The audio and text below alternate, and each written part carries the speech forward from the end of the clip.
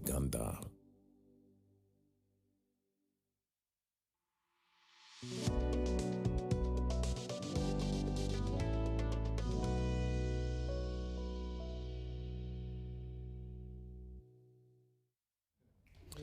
Good evening and welcome to Behind the Headlines. My name is Timothy Nyangweso. Today we'll focus on the estimates of the budget of 2026-2027. How much of your budget do you know? How much of the proposed taxes do you understand? This is the second budgeting cycle for the National Development Plan 4, but also a lot of ambition, but how much of it can we chew and swallow at the same time? We're talking about 10% growth. We're also talking about a 10-fold strategy to get us to $500 billion as a country. But let's get the details of this after I introduce the panel. On my immediate left, Julius Mukunda, the Executive Director for CSBAG. He's with us this evening. Good evening, Julius, and it's good to have you. Good evening, Timothy. Good evening, viewers. Next to Julius is the Honorable Ibrahim Ssemujju, representing the people of Kira Municipality, but also the Chief of Staff at the People's Front for Freedom. Good evening, Honorable, and it's good to have you. Good evening to you and to the viewers. Next to him is Dr. FredMuhumuza, who is a director at the think tank of MUBS Economic Forum. He's with us this evening. Good evening, Doctor, and it's good to have you. Good evening, our viewers. Happy to be back here. The chief chef of this budget that shall be passed come the end of June and will be getting us started July 1st, the Honorable Henry Musasizi, the Minister of State in charge of Finance and General Duties, is with us this evening. Honorable, good evening, and it's good to have you. Good evening, Timothy, and I want to greet all the people watching the program out there. Thank you very much. You can also be part of the show. Go to our YouTube channel. We're streaming live. Also on our X space. Please get there. We'll be dropping you drop your comment there when you get one or two of them there. The number for text or WhatsApp is 0709 60 25 92. And let's get this conversation started. Let me first give you some of the details that are interesting about this budget for you to get context. Especially the numbers that you need to be able to be looking at as we go forward. The budget estimate is at 84 trillion shillings as presented today by the Honorable Minister that is with us today. And we also look at domestic borrowing that in 2025-2026 was at 11.3 trillion shillings. It seems it is dropping to 8.95 trillion shillings. Budget support, which is project support, this one is conditional based on projects that have been earmarked, and this has been 11.3 that has now dropped to 10.8 trillion shillings. Domestic financing, which was 10 trillion in 25-26, has increased, meaning the money that is rolling over in the next year will go higher in what we pay as interest to 13.9. Domestic arrears, this is a business conducted by government and payment has not been made. What was earmarked this year, the financial year that ends in June, was 1.4 trillion shillings. It seems it has dropped to what government should be giving its suppliers 200 billion shillings, meaning it will take us 40 years to pay the people that we owe money. Lastly but not least, our debt, which is quite interesting, 116 trillion shillings at that. Money that government has at its disposal, this is discretionary expenditure, is only 34 trillion shillings. Let's get to the Honorable Minister, who is the chief architect of this budget. Honorable Minister, give us context of this budget. It came from 69 to 78. Now, today you laid 84 trillion shillings. Where is this money going to come from? But also, what are the drivers behind it? Thank you very much, Timothy. And I'm glad to be here after a long time. Yes. I was here before the elections that took place in July and also in January. Yes, today we laid the estimates for financial year 2026-2027 amounting to 84, close to 84.3 trillion Uganda shillings. And I want straight away start with your first concern. This is a movement from first 72 trillion of financial year 2025-6, now to 84.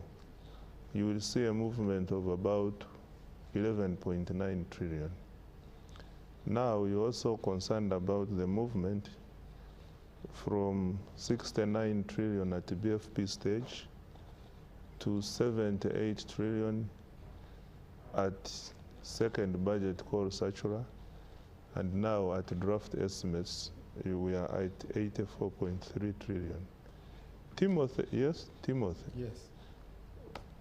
Budget is a process. It is not an event. And at every stage in the process, there are consultations, and consultations result into decisions. Which decisions will ultimately change the numbers? For example, a budget framework paper is prepared by the executive and presented in Parliament. That is the rigorous stage where we consult Parliament. And in this process, what is Parliament supposed to do? Parliament is supposed to look at the budget strategy mainly, because here numbers may not matter much, but what do you intend to achieve as government? Clearly defined in the budget strategy. And once Parliament looks at this, it will tell you, yes, thank you very much, but we think you should drop this, or you should add the other. So the additions and subtractions, because Parliament, why they must be heavily involved in the budget, they have an eye of the people. And a budget is a tool we use to achieve service delivery for the people. So once Parliament looks at the budget and says, we think here, thank you very much, but we think we should add, you should add the following. We don't just take them that it is a ritual or anything. We go back, study, analyze, and act on the recommendations of Parliament. So the recommendations of Parliament substantially led to a shift in resource envelope from 69 to 78, as this was mid-February 15th when we issued the second budget called Satura. Now the second budget called Satura in itself is not final. Its main role is to inform the preparation of the ministerial policy statements. Now in between there, you have not finalized on how much revenue you are going to get. You have not finalized on what are the likely priorities from cabinet. You have not finalized on the priorities by the president. So there are still consultations. So all this process has resulted into a movement from the 69 to now 84, and a movement from 72 of the previous year's budget, which is financial year 25-6, to now, to a movement from 72 to now 84.3 trillion. You may ask yourself, and the public would wish to know, what are the key drivers of these movements? Timothy and the viewers out there, Uganda as a country is building an economy anchored on the ATMs. The ATMs is agro-industrialization, tourism, minerals, including oil and gas, science, technology, innovations, etc. So those are those are the main pillars under which the economy is anchored. But to achieve them, you need to have the enablers. The enablers, for instance, defense and security is key, peace and security. You need the roads, you need the railway. Like this year, we are going to start the construction of the standard gauge railway. This one has taken a substantial amount of money in the budget. You need electricity. We are going to electrify to support the infrastructure in the industrial parks, for example. They need electricity, the industrial parks need water, the industrial parks need the roads, they need internet, among other things. All these are costs. Honorable You Minister, need, yeah. allow me to interject there. You mentioned that it's a process, and we agree it's a process. You mentioned the drivers, but you mentioned the executive, who is the president, has input. The ministerial statements have input. The parliament has input. At what point, who dictates what the resource envelope looks like? Because we have 41 trillion to collect. Yet the priorities seem to be so many. No, more than, this one thing. more than 41 trillion. Let's leave the other ones that we're talking about. But what dictates the resource envelope? Because there's so many priorities to fit in a limited budget. Are we cutting our cloth according to our court, or we're just... I beg your pardon? How are we measuring it? Because you have so many drivers, so little money to be able to work with. What should inform the other? Can some things wait till the next phase of the next financial year? Or does everything have to be done at the same time? No. Not everything must be done in one financial year. Our planning of what we call the medium-term expenditure framework. The medium-term expenditure framework normally gives a planning period of 5 years, period.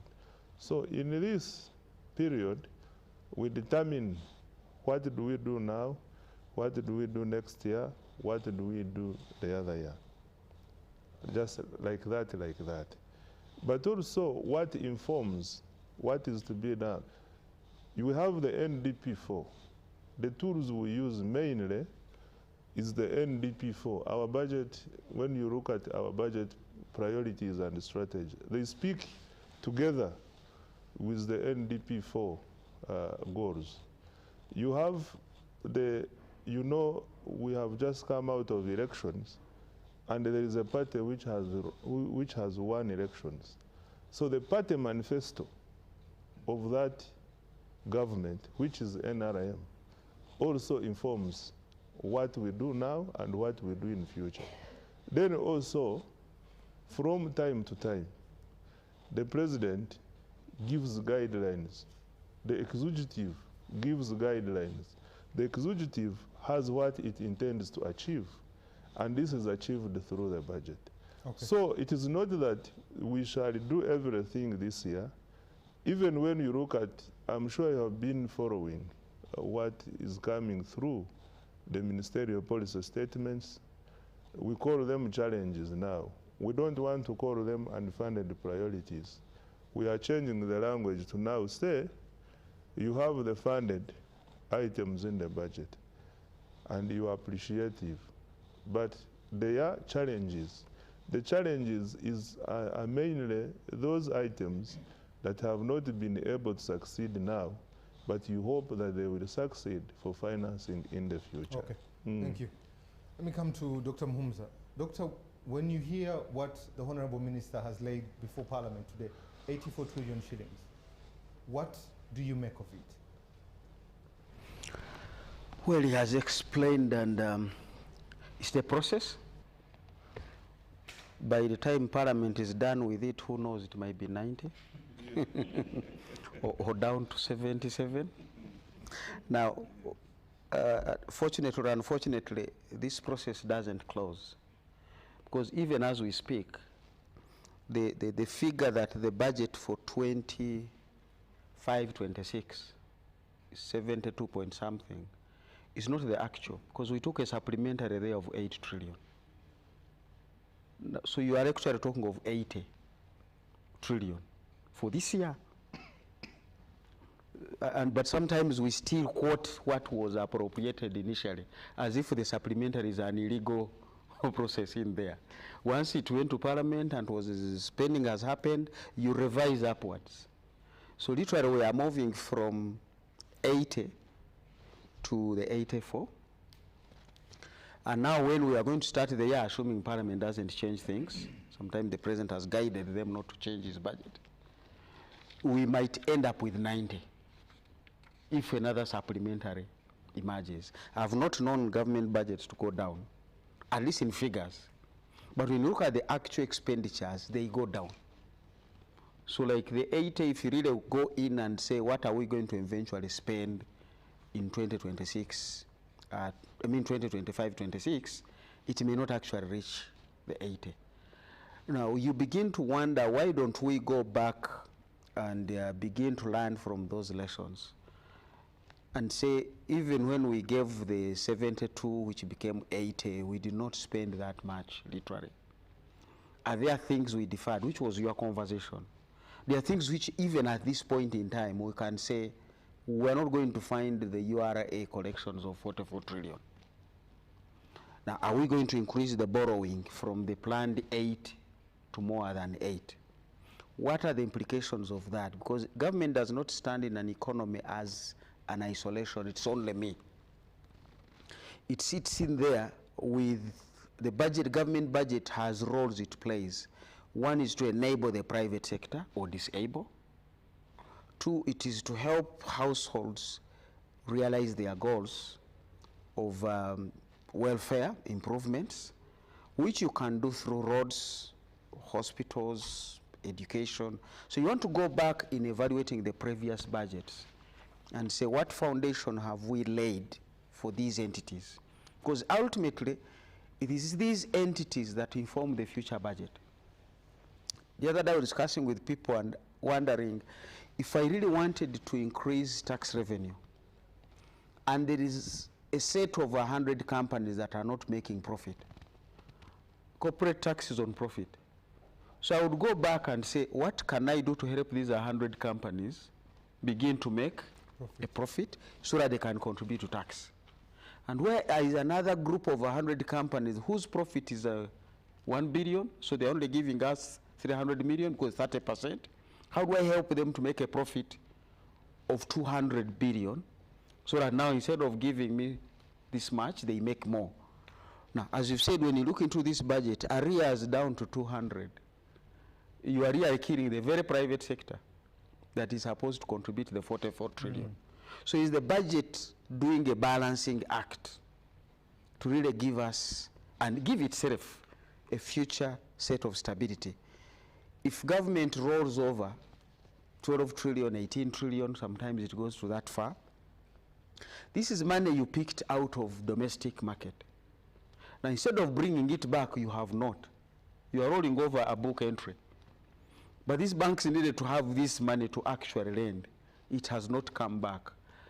But you have continued to do that commitment. So how is the economy going to move when there is less blood, which is the finance, in the private sector banks where they pick their money?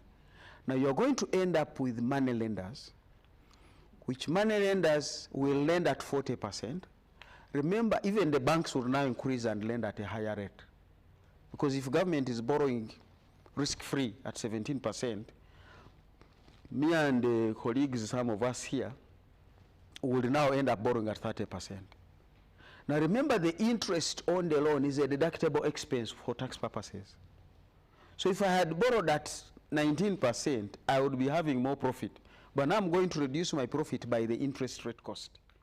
So in the working out of the budget, you begin to come to your conversation. And I know it is a high-level commitment, not for debate in the politics of the day, on the standard gauge rail. We must do it. Now, to solve what problem is the question I still ask myself for the last 20 years. You had a meter gauge where it is very rare to find that train moving. And I go through those routes. It is very rare to find a train moving anything. So will the meter gauge create what the train should carry. What was not there for the, I mean the standard gauge. If it's not there for the meter gauge, where would the standard gauge get it from? So shouldn't I now focus on what the train should move? The Kenya-Uganda rail was specific around copper. So some of this infrastructure we are doing should be specifically in line with the objective. Because in its own right, it won't give you what you are anticipating. So shouldn't I now be speaking to my budget to say, how do I make sure the meter gauge, every 3 hours, a train is moving with 100 wagons? In which case now I must first invest there. Now when the meter gauge is overpowered, then I can upgrade it. You don't bring a bus where taxis are moving empty. You want to first say, let's be working with the taxi. When the population increases on this road, we bring a bus. You bring the bus. But also going back from the geography we learned in secondary school, where there is water, you don't do a road, you don't do a railway. This railway, even the meter gauge, starts from Kisumu coming to Kampala. Kisumu to Kampala is Lake Victoria. So what am I really balancing out? For me, the budget is not in the numbers. As the minister has rightly put it, the budget is in the strategy. And I've written an article before. I was in Masindi on 20th February 1984. General Saleh came in with his guerrillas. They attacked the barracks. I used to see Obote soldiers bring 14 anti-aircraft millimeter guns. These guys came and found them in that barracks. They destroyed them. They didn't take them. At that phase of the war, a 14 millimeter anti-aircraft gun pulled by a vehicle was not fit for purpose. So you want to come back and say, what should my strategy be like? If I'm a poor man, what do I need between a mattress and a bed? You first buy a mattress. Sleep on the floor. When you upgrade, you'll get a bed. So I sometimes don't see the budget speaking to the strategy. But in the process, is setting long-term diversionary trends. Because right now you are going to be paying about 12 trillion interest on domestic debt alone. What if we had not borrowed? And this interest will now be available for services. Or you begin to question, fine, we borrowed. Okay, what happened to what we invested that borrowed money in? Because right now it can't give us what we need. I was reading General Katumbo Amara's submission to Parliament for this year's budget. The road infrastructure has deteriorated from 37 trillion, the stock value, to 26 point something. So even the road infrastructure we have been putting the money, which is a great enabler of the economy, and nobody should think of this economy by relegating roads as an unfunded or now challenged sector, because this is it. You can't have blood in your heart and it's not going to the legs and you say, but me, I have blood. No, it must move. So there are certain critical things that you must have. Security, not for debate. So how do I prioritize these critical areas, but also not forget that it's not about the railway or the road. It's about the coffee that moves on that road. It's about the tourist that moves about that road. It's about the, those are the kinds of priorities and strategies that I would want to see in the 84. If I don't see them there, and the 84, as the minister rightly put, the budget is not a standalone. It is a medium term. The things I budget for today should be giving me growth in 2030. I should already be saying, where are the 8 million who began primary school last year? Where will they be for secondary in when they get there? 7 years. Then at university, am I ready for them? Okay, they will not all go for university. Which vocational schools do I take them? Where are the jobs, by the way, for them? Because they are coming. That's an automatic. Which hospitals are they going to go to? What will they be eating? So the budget is supposed to be speaking to that future, which future you must see today. So the strategy for me is where the discussion should be and not necessarily in the numbers. The moment you get in the numbers, you miss the point. Human beings are human beings, but some are women, some are children, some are what? People would already be asking, Timothy, where is a woman on that panel? And you need to explain to them what has happened to my boss, Professor Sally, so that people don't think it was a design. that today Ssemujju is coming, you don't bring in a, no, she was supposed to be here.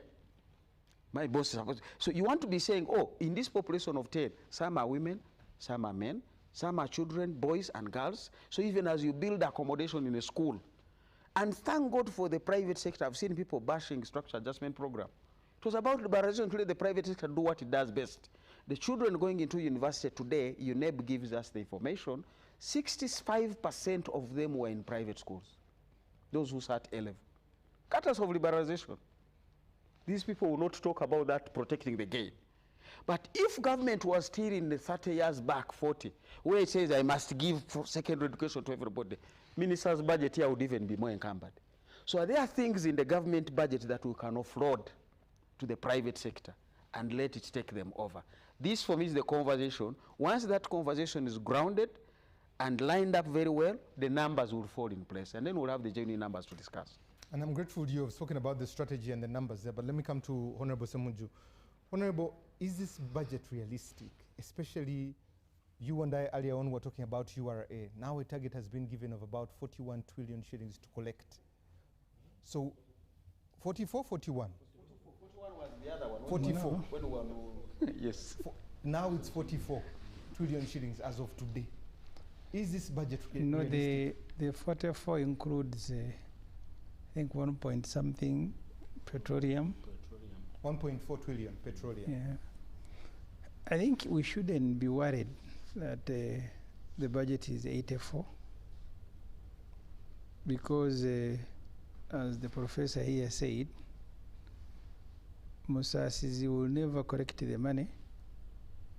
Sometimes even the money he intends to borrow, he will not find it, or he will find it but it's very expensive, he will not borrow. 2023, 2024, I think the budget was 71, it eventually went to 78, but the actual spending was 63 trillion. Nearly 15 trillion, they never had the money. So it was just a wish list. So like having a wedding, you want a limousine, you want 20 cows, but you salute a goat. So the wedding will go ahead, because that's what is available. But nobody will stop you from listing things that you want. And that's what Musasizi is doing. The things he wants, he draws a list and the cartoons and everything, but he will not get the money, and he knows it. But that's human, that you start by so they will never get the, but they have never.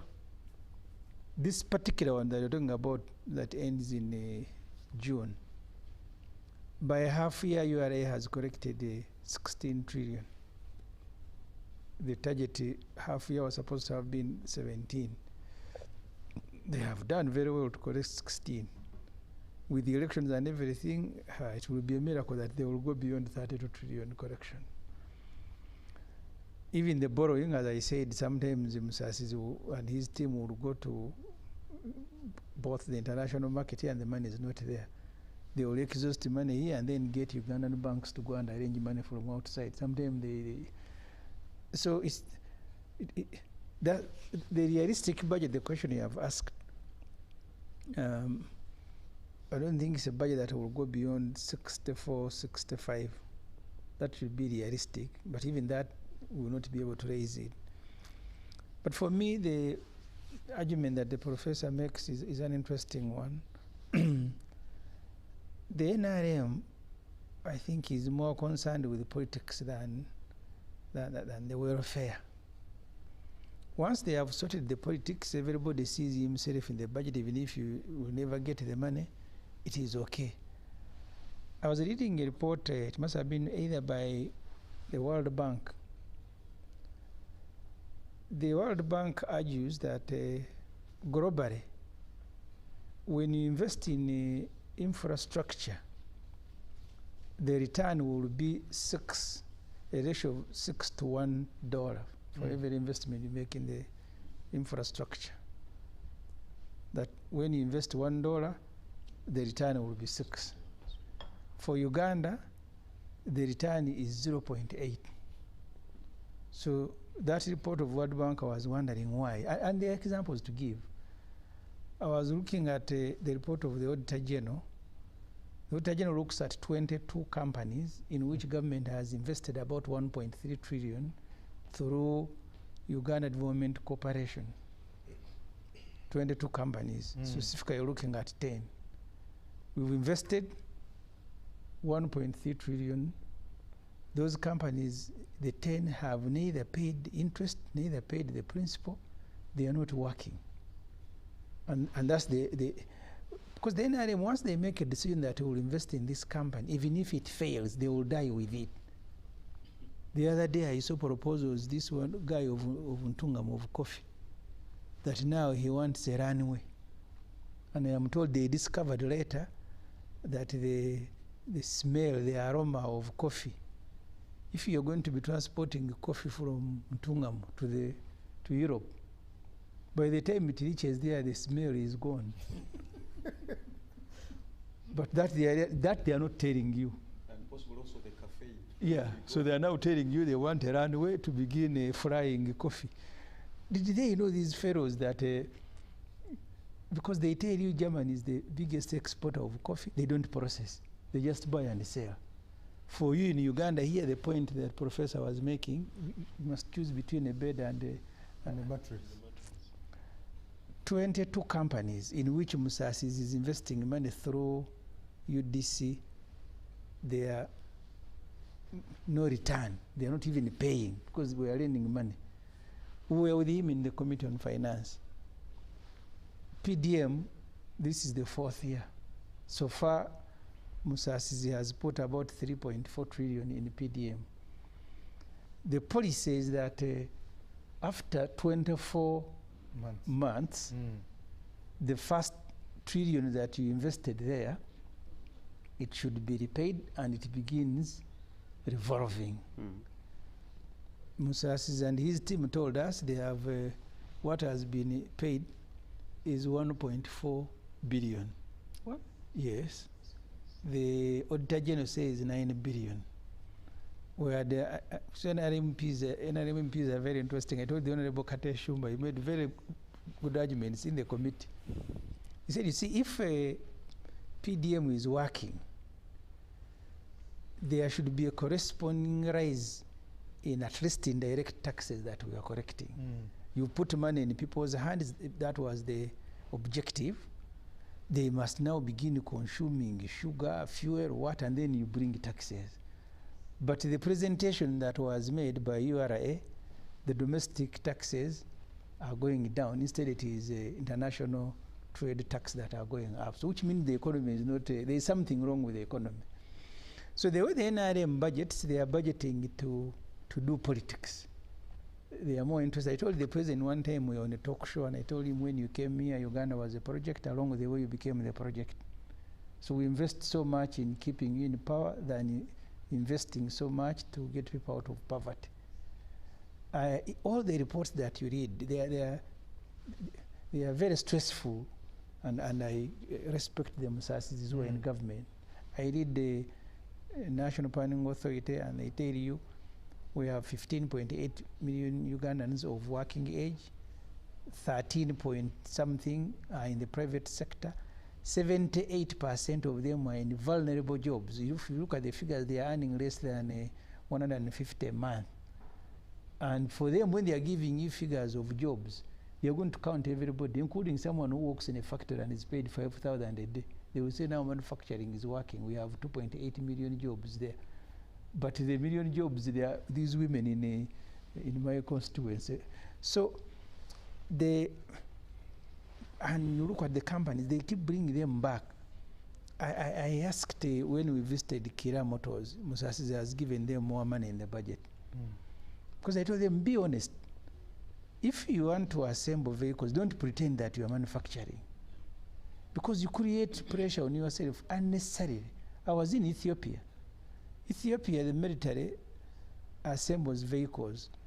And I asked them how much of the local raw material that you are putting in this vehicle. They told me we are now at 20%.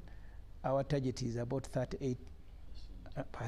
So I asked Kira Motors, tell me the percentage of raw material you are buying here to put in your pocket. Told me bamboo tree.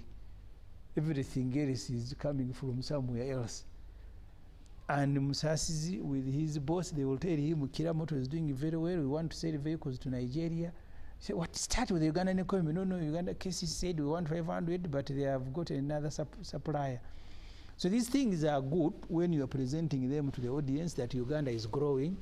We are even manufacturing vehicles, even if you are importing them and just putting a pay in, and you write made in Uganda. I was reading one more report on agriculture, I think either by IMF, and they are telling you if you want to grow agriculture where you have 78% of the population, because the minister speaks about the priorities, agro-processing. So what are you going to agro-process? Irrigation in Uganda is at 1%. Irrigation.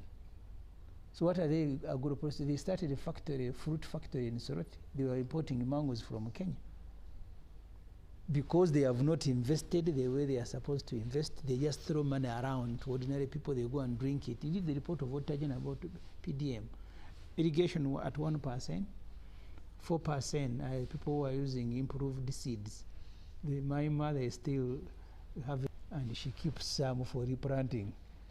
And these are the things that the professor was talking about. You now want to start a radio. I was in Kenya. The first struggle after the radio from Mombasa was what we did carry. An order was given that all cargo coming from Mombasa must come by rail. The railway said, please, wait a minute. We bought trucks, some of them on loans. You must buy all of them for us to begin loading your cargo on your rail. So many, may I have 100, may I have this. Eventually, I don't know how they sorted, but when Ruto came back, you remember the first thing he did, he said, let people do what they want, because under Kenyatta, cargo was supposed to leave Mombasa on railway, and it was killing the business of Mombasa, who had invested in. So you need to think, when you tell them to think about this thing, they think you're a bad man, you don't wish Uganda good. For them, they are planning, they are on sky, they are in heaven. If you give me that budget of Musasizi, first of all, I'll reduce it, because I have seen the old things. I haven't looked at the full details. Today I was looking at the presidency in the morning. You still have Museveni with 136 billion for donation. Makerere University is operating at 40%. Usitema is at 19% in terms of human resource. When you read the Bank of Uganda, when you read the World Bank, they are telling you that the productivity level of Ugandan children who are in school, the productivity level, 10 years from now is going to be at 39%. The global, the world average is about 50%. Why? Busitema, the university, staffing, 19%. Makerere, about 49%. And they will come here, science, science, science. Science doesn't mean entering a class where there is a laboratory. It means many other things. But NRM is very good at speaking. When Musasizi begins to speak, you will think you are going to be a developed economy next week, because he will take enablers, he will tell you now this, you say these guys, they have now hit it.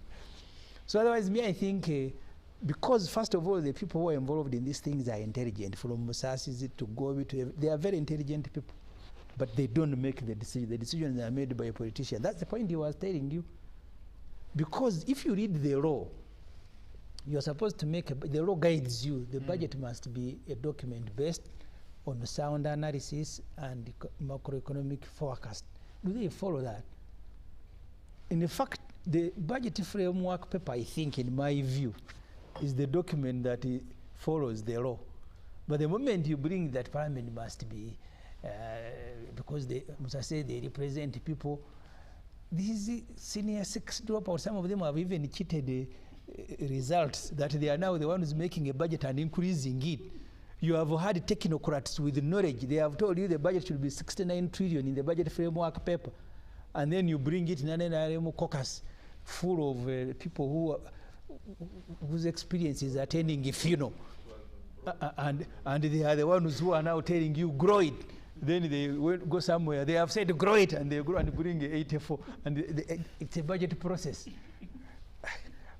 Thank you. I'll bring in Julius. And there's something I'll come back to with the Honorable Ssemujju that he mentioned on the floor of Parliament. But Julius, you and I had a phone call over the weekend, and it was a very big concern, especially with what the Honorable Minister was going to present today. When you look at this budget, especially one of the things that I picked out that caught me, government plans to spend an additional 4.8 trillion, while the revenue they are planning to pick from the proposed taxes is 2.3 trillion shillings. Make sense of this budget for us. Ah, my budget. I think for me is we need to be very realistic and say what budget do we have, because when you say 84, most Ugandans will say, oh, we are a very rich country. But like you said, the discretionary spending, the amount of money available for us to spend is just only 34. You know, discretionary spending. So when you remove, numbers. Even his numbers are not what I have. They're not updated. They are not updated. So the discretion. So what you are having right now is that the big chunk of the money actually is for certain expenses. You're not going to touch it. It's what you're going to have is less than what you are going to put in the budget. But putting the numbers aside, you want also to see what is driving, what are we spending on, and where is the money going to come from. So when you say you have 84 and you are going to collect only 44 plus something, so it means entire almost half of it you must get it from somewhere else, and usually that is borrowing. Is borrowing bad? I don't think borrowing is bad. Borrowing is okay, but you must answer two things. One is that where is the borrowing coming from? That is very critical, and at what cost? And the second is what you are borrowing for. The challenge we have right now is that we are now tending to borrow domestically. And I think there has also been an argument that domestic borrowing actually is very good because it can actually improve our capital market and all of that. But the biggest part of domestic borrowing is that it is very expensive. That's number one. Number two is that it crowds out the private sector, because me and you now, when you go to the bank, then we find that the money they have, they are reserving it for the minister to take it out. So there is less remaining, and it's going to be very expensive for us to borrow it. But remember, we are saying that this is a private sector-led growth and economy. And we know that private sector relies heavily on affordable capital from banks. But now this capital is going to be very, very expensive. So when you leave that aside, then you ask yourself, what am I borrowing for?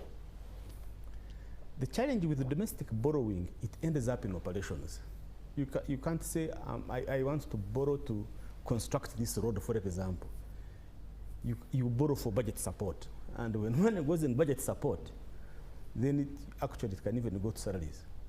It can even go to people's operational expenses and others. And once, and I think Honorable Ssemujju was talking about, the return to investment in Uganda is extremely so low. Then it means that by the time you want to pay back this loan you borrowed for, this project actually is not going to make money to enable you pay back this particular loan. Now, once that doesn't happen, then the Honorable has no other choice but to come to the taxation now, because we need to pay back.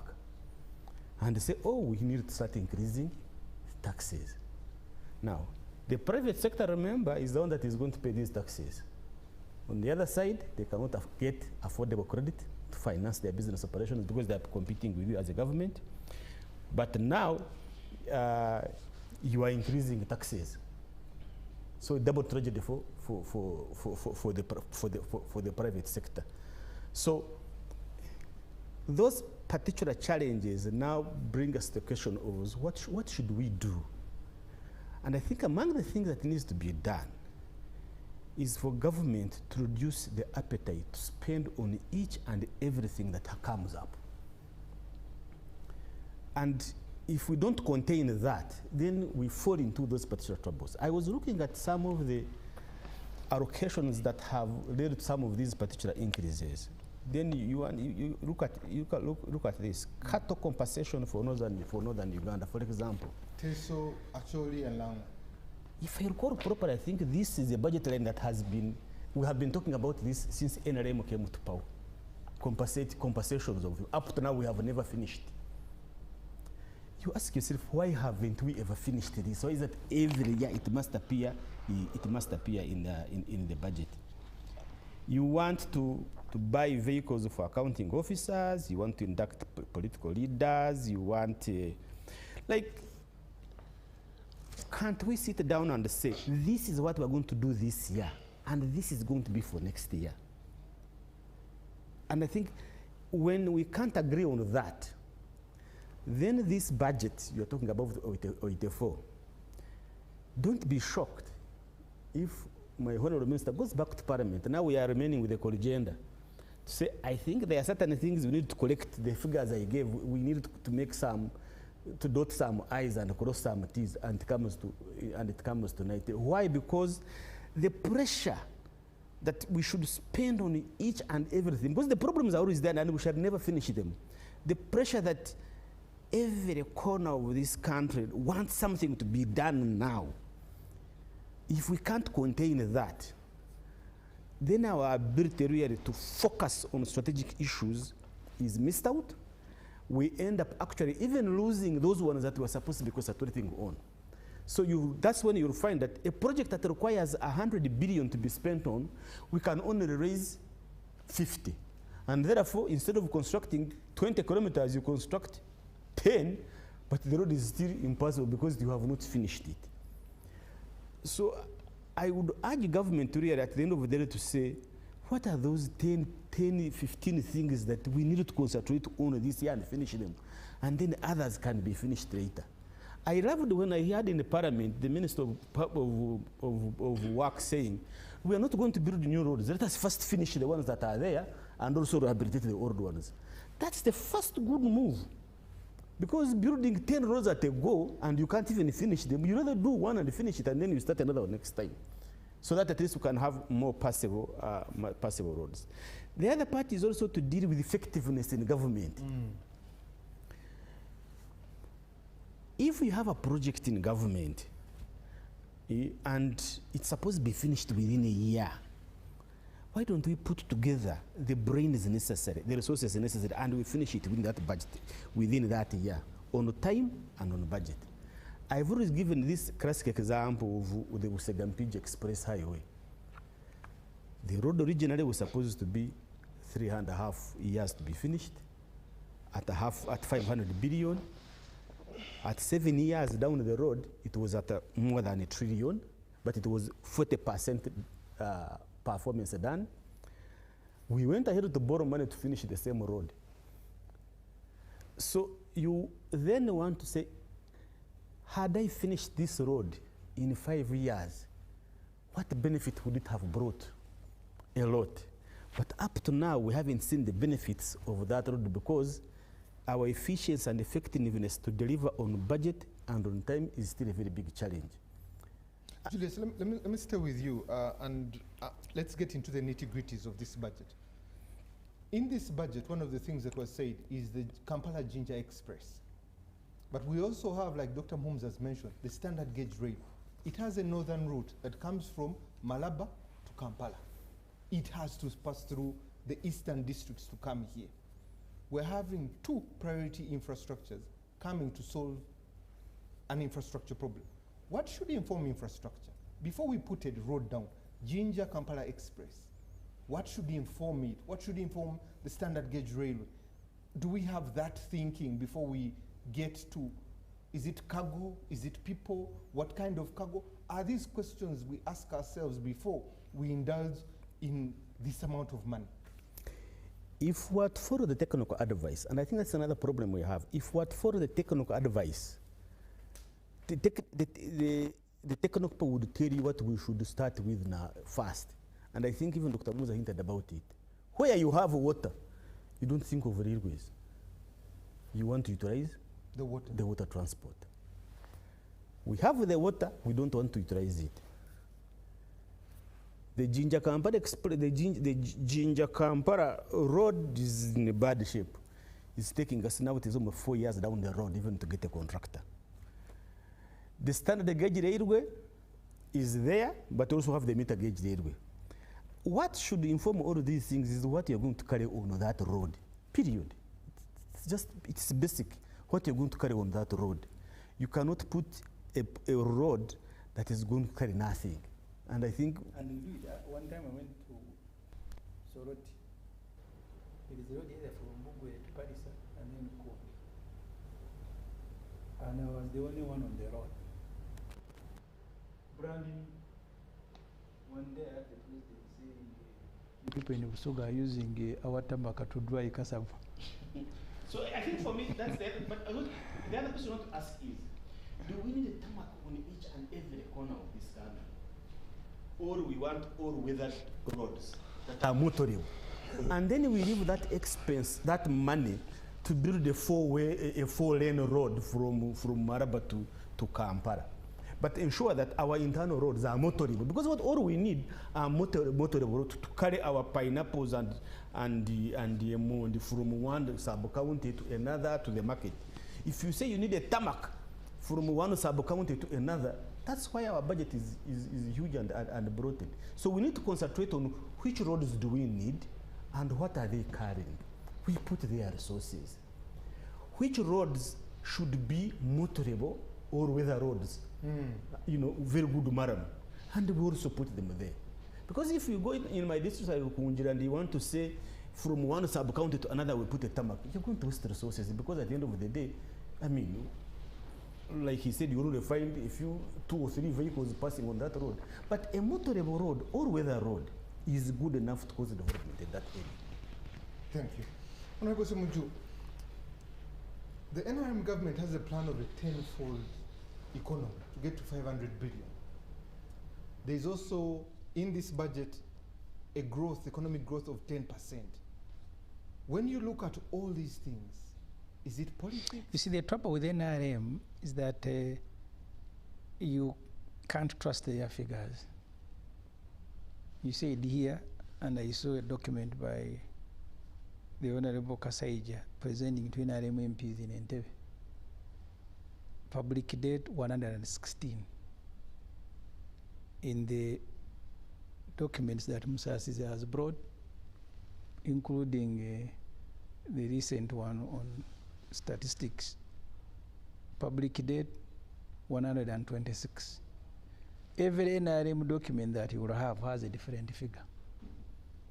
I don't know, it depends on which audience and what they want to extract from that audience. When they are meeting a caucus and they want them to support a budget that will require a lot of borrowing, they will tell them we haven't gone beyond 50% of public debt to GDP. The figure will reduce. If they are meeting another audience, but to have a target is a good thing, and I salute them, that we want to grow the economy every year 10%. We want to build this economy to this number. But I have told you, one of the things they wanted to do was to bring everybody into the economy, into the money economy, to begin production, to grow. Irrigation has remained at 1%. Improved seed is 4%. People who took the first batch of money of PDM, only 1 out of a trillion, 1.4 billion has been paid. When you read the reports of the Auditor General, sometimes the money is withdrawn, it hasn't reached where it is going. Where it has reached, they have used to pay school fees. In theory, first of all, it is okay to have a target and say this is our target. But that target must also be realistic, because it can demoralize you. that you said I want to achieve this and then you achieve less.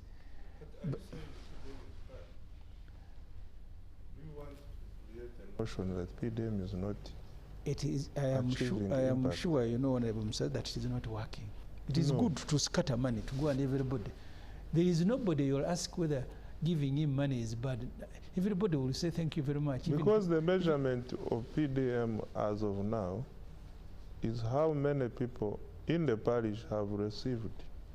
And usually, have accessed PDM. And usually, that not is how many have paid back. That is usually the NRM measure. We will get there on the payback. No, but at the moment, if you want to measure, is how many people in the parish have received. Don't rewrite the policy. Don't say you will get there.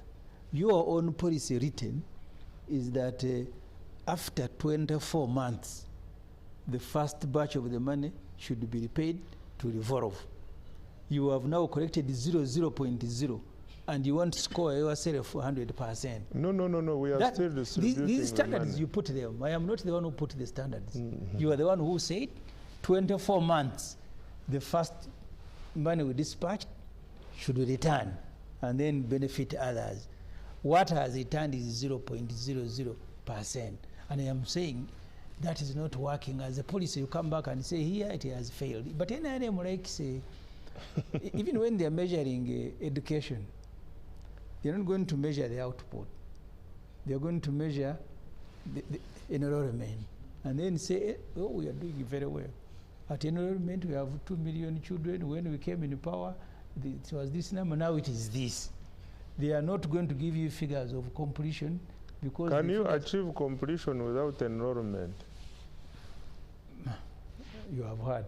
So first things first. You have heard. When you enroll 2 million, at the time of P7, you have 600, where the others have gone. That's what you deal with. If I'm going to measure you, I am not going to measure you at enrollment. I'm going to measure you because it is not enrollment that was going to grow the country.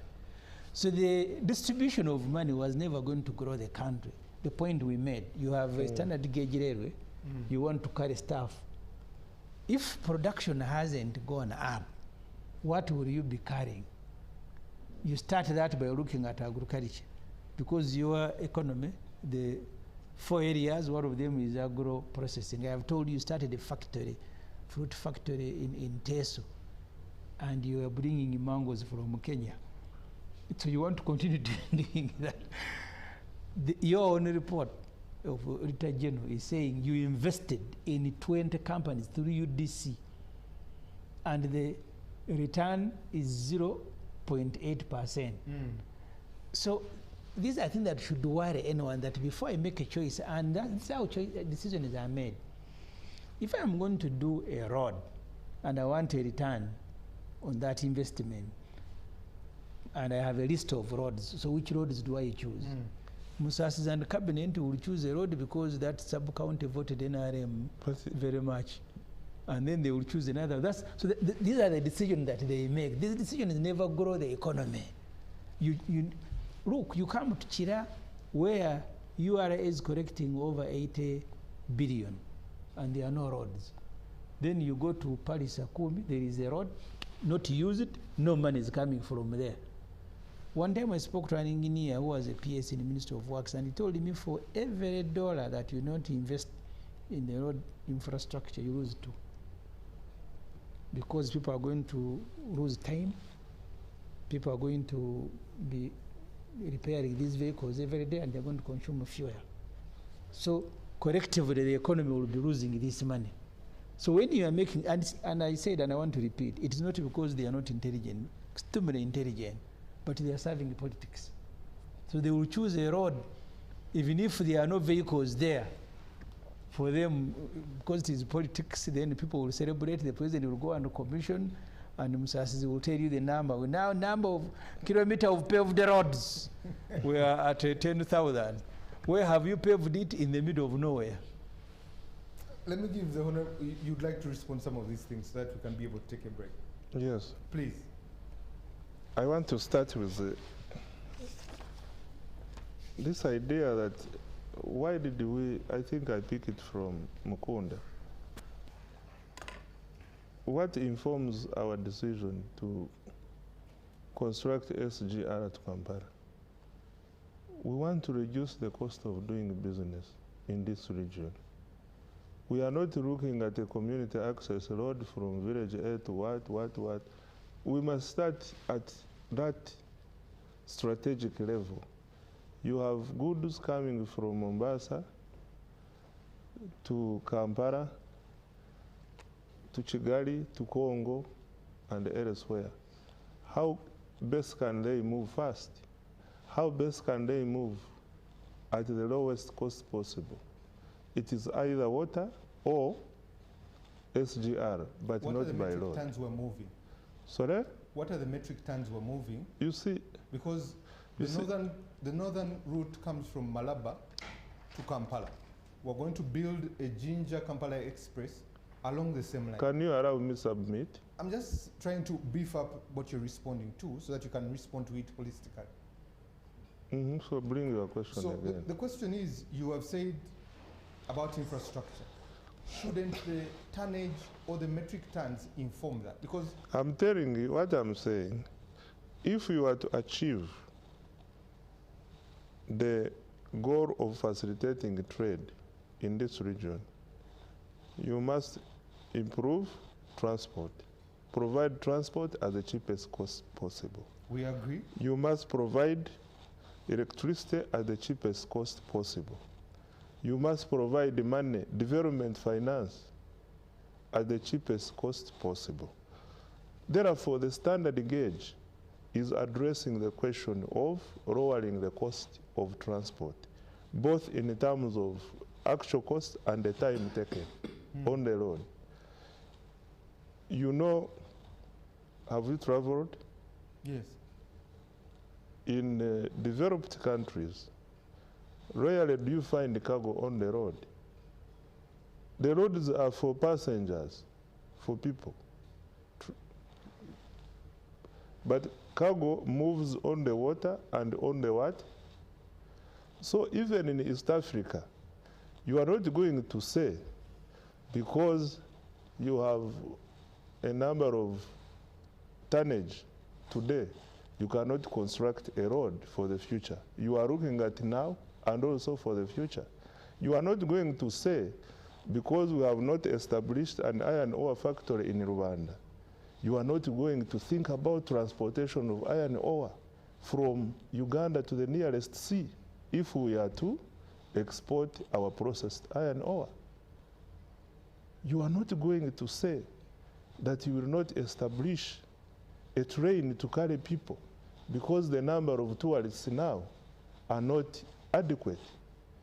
You are not investing in a standard gauge for today. It is for the future. But I want to tell you, if you are to look at strategic investments, I feel sorry for those who are saying, we don't need, you people are in class. You are not in reality. Go to Mombasa, Nairobi, Naivasha.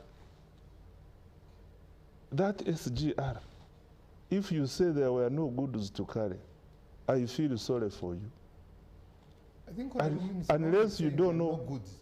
Yes. What you're saying is that if you the goods, can it make business sense for the goods to meet the cost of that transport? What is Ethiopian Airlines? No, can I? When Julius was submitting, I was quiet. Yes, and also Ssemujju. Yes. So can you also give me my time? Minister, Ethiopian Airlines makes the money for the fuel off the cargo. What we're asking is a business case that makes sense for an SGA. When Ethiopian Airlines started, can you go the numbers? How much money was it making? It was also futuristic. No. You go the numbers now. Because you're also talking about and show me, prove to me that when Ethiopian Airlines started, it was making that money. You must start. You must start with an idea, develop an idea, and turn it into a business case. You don't wait for, how do you know that something is viable until after you have tried it? If we talk about Ginger Express, that we want to invest there, you mean you don't see that there is a lot of traffic jam from here to Kampala up to actually Iganga,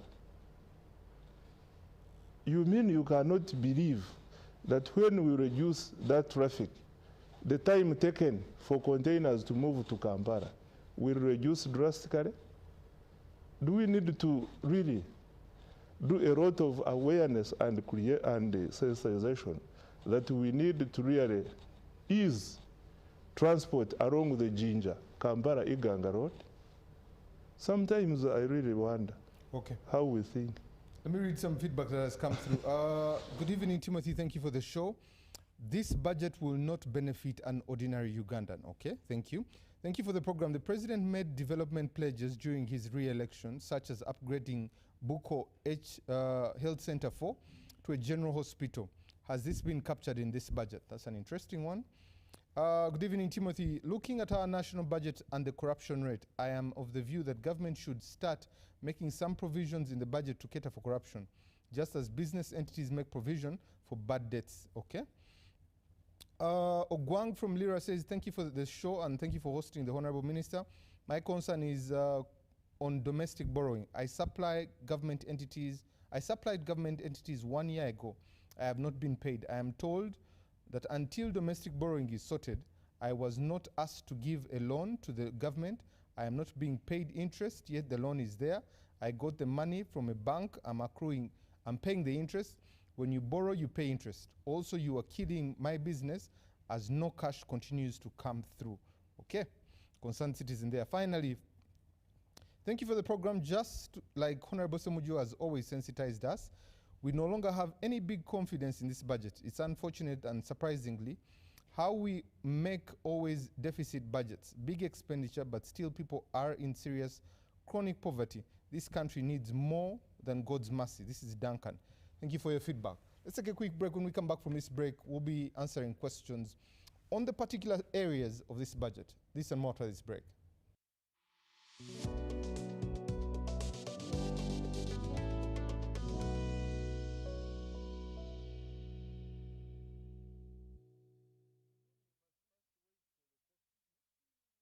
When you don't use Momo, you get insulted by strangers.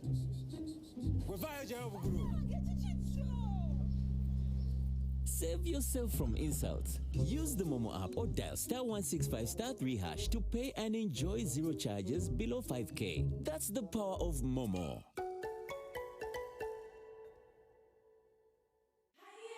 It's back, bigger, and with more business opportunities. It's the Pearl of Africa Tourism Expo, Poate 2026, Uganda's flagship tourism event. Poate 2026 will take place from the 21st to the 23rd of May 2026 at the Speak Resort Convention Center, Munyonyo, under the theme Wanderlust. It's your time to thrive.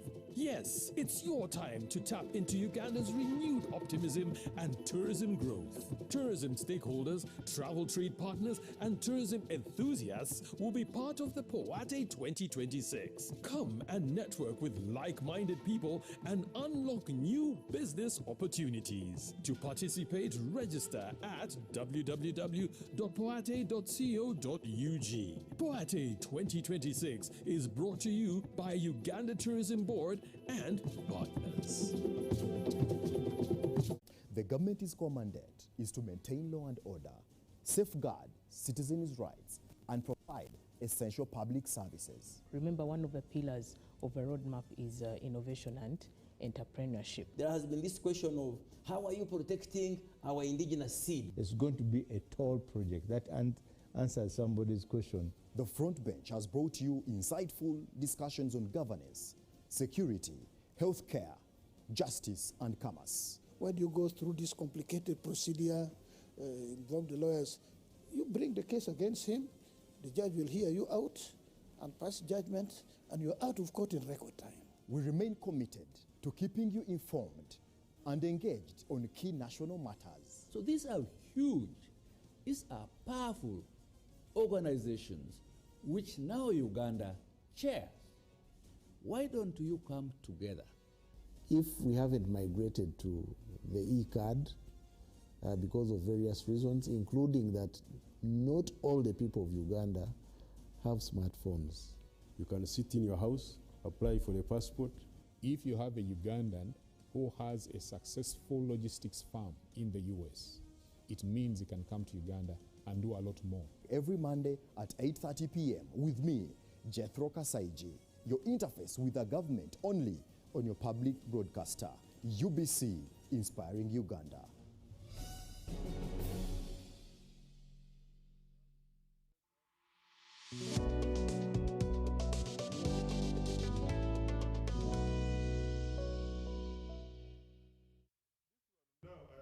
Welcome back from that quick commercial break here on Behind the Headlines. My name is Timothy Nyangos. I'm joined by Julius Mukunda, Honorable Ssemujju. I'm joined by Dr. Muhumuza, and finally the Honorable Minister in charge of Finance and General Duties, the Honorable Henry Musasizi. Let me read some feedback before I get to the Honorable Minister.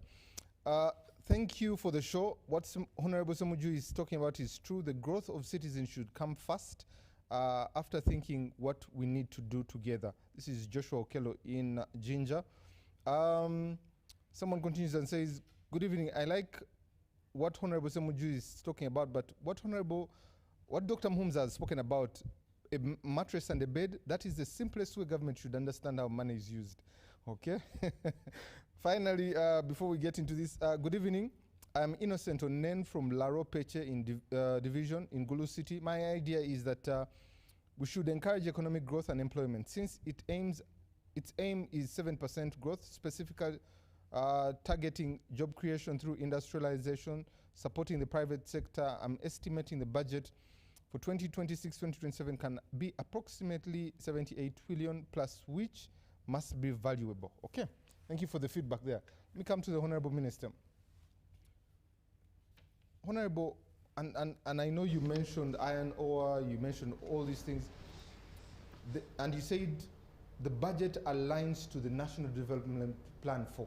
The National Development Plan 4 talks about the ATMs to have a projection of about 4.7 trillion. In the budget, you have about 3.6 trillion there. What does that mean in terms of your priorities? I beg your pardon?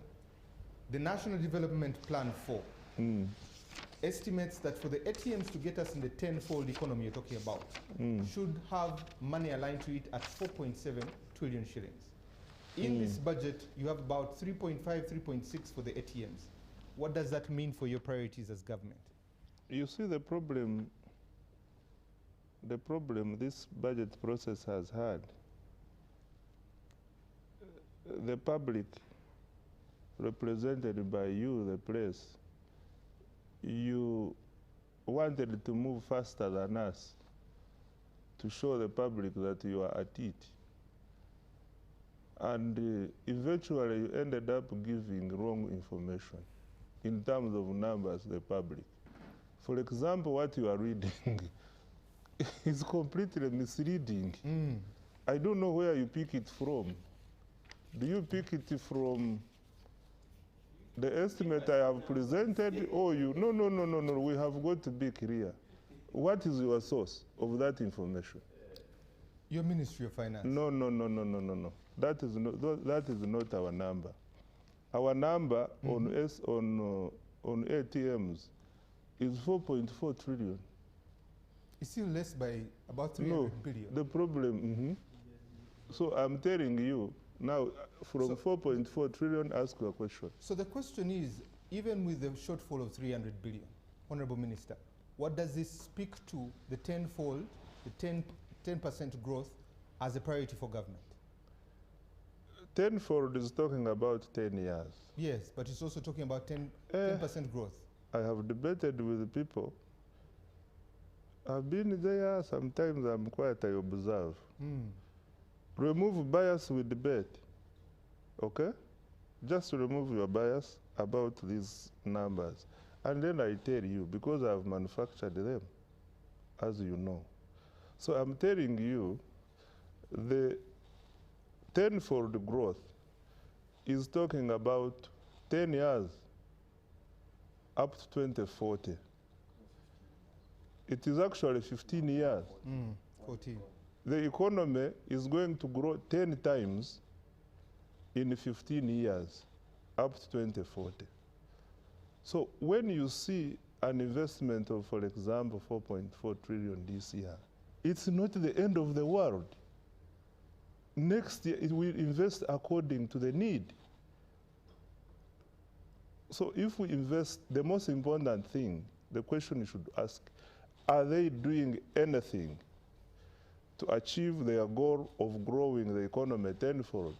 And the answer is yes, because we are telling you, out of the budget, out of the discretionary resource envelope, a biggest percentage is going for ATMs and enablers.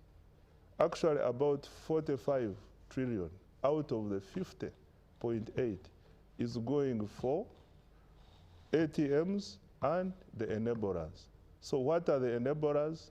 The roads we have just been talking about, the peace which we cannot afford to lose, the irrigation where Ssemujju is saying there is little, we are investing there.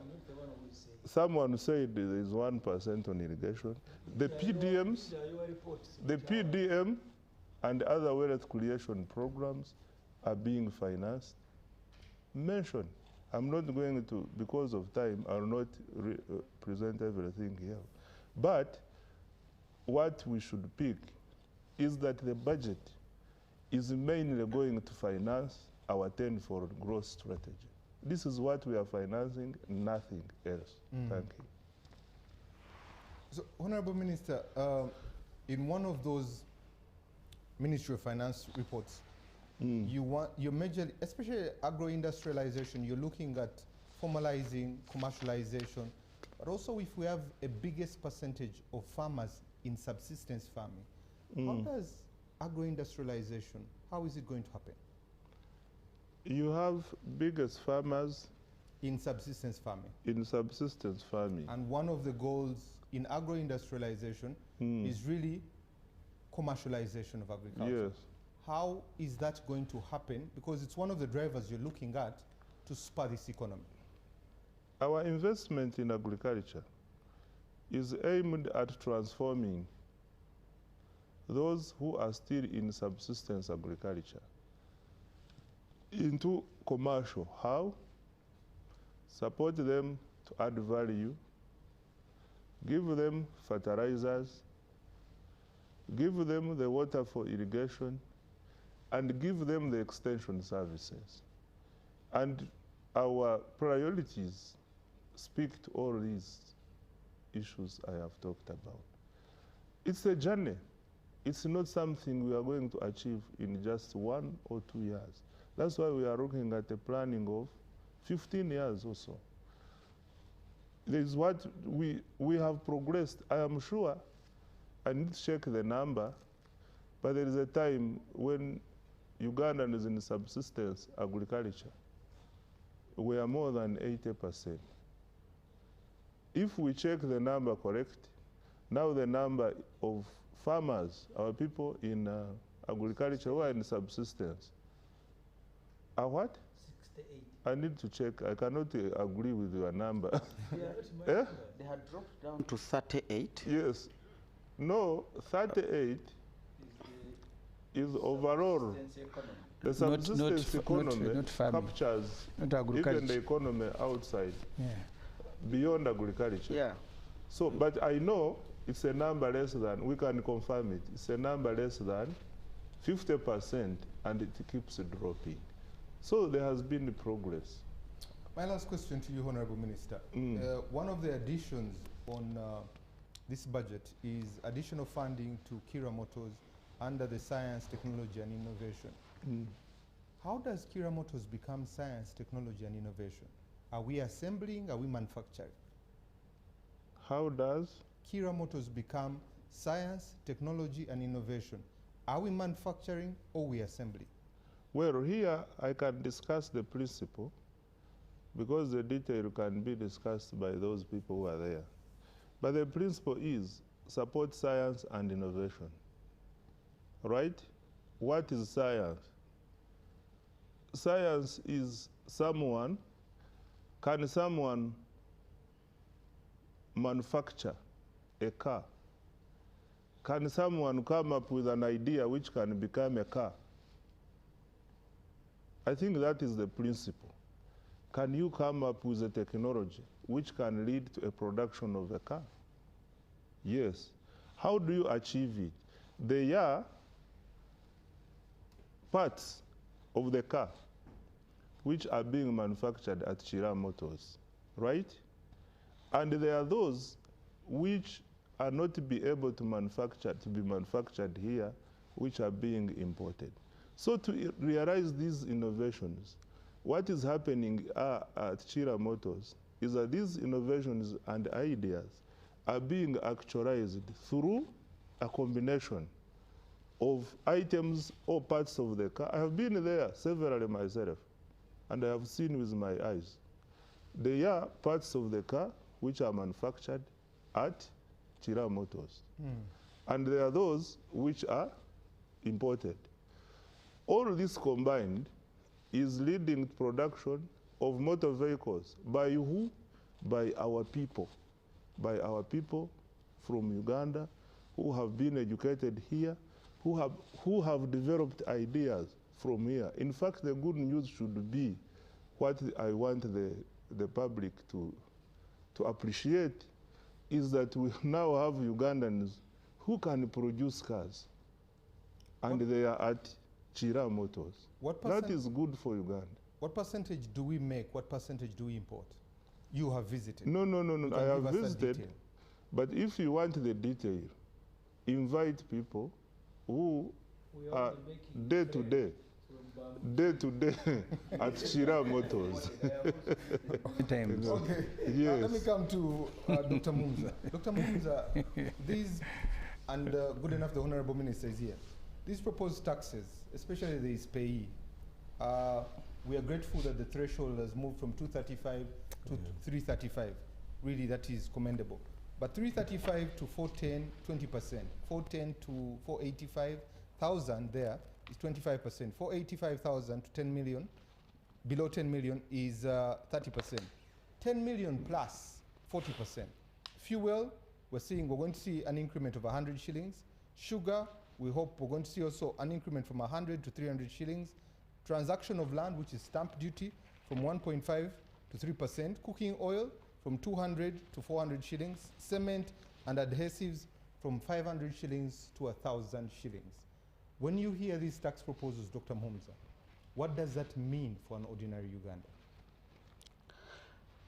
Well, I wish even an ordinary Ugandan would appreciate what that means to them. As I said earlier, it's not in the numbers, it's in the strategy. The whole of last week, I spent a very good 3 days cutters of World Vision in Kenya learning issues of governance. And governance really is about decision making at a high level so that you can speak to the people down. But one of the things that comes out of training of governance is where Drucker said, culture eats strategy for breakfast. Any day. So what is your culture, even in taxation? Are you taxing to deliver to the people? If your strategy is not to deliver to the people, then your culture is going to eat that strategy. If you're taxing me to go and deliver stock that is not going to speak to my needs, every person would be happy to have a hospital by way of a hospital where you go sick and come out being worked on. You may not be well, but somebody is working on you. But if somebody is going to be ticking boxes, I'll put a theater there.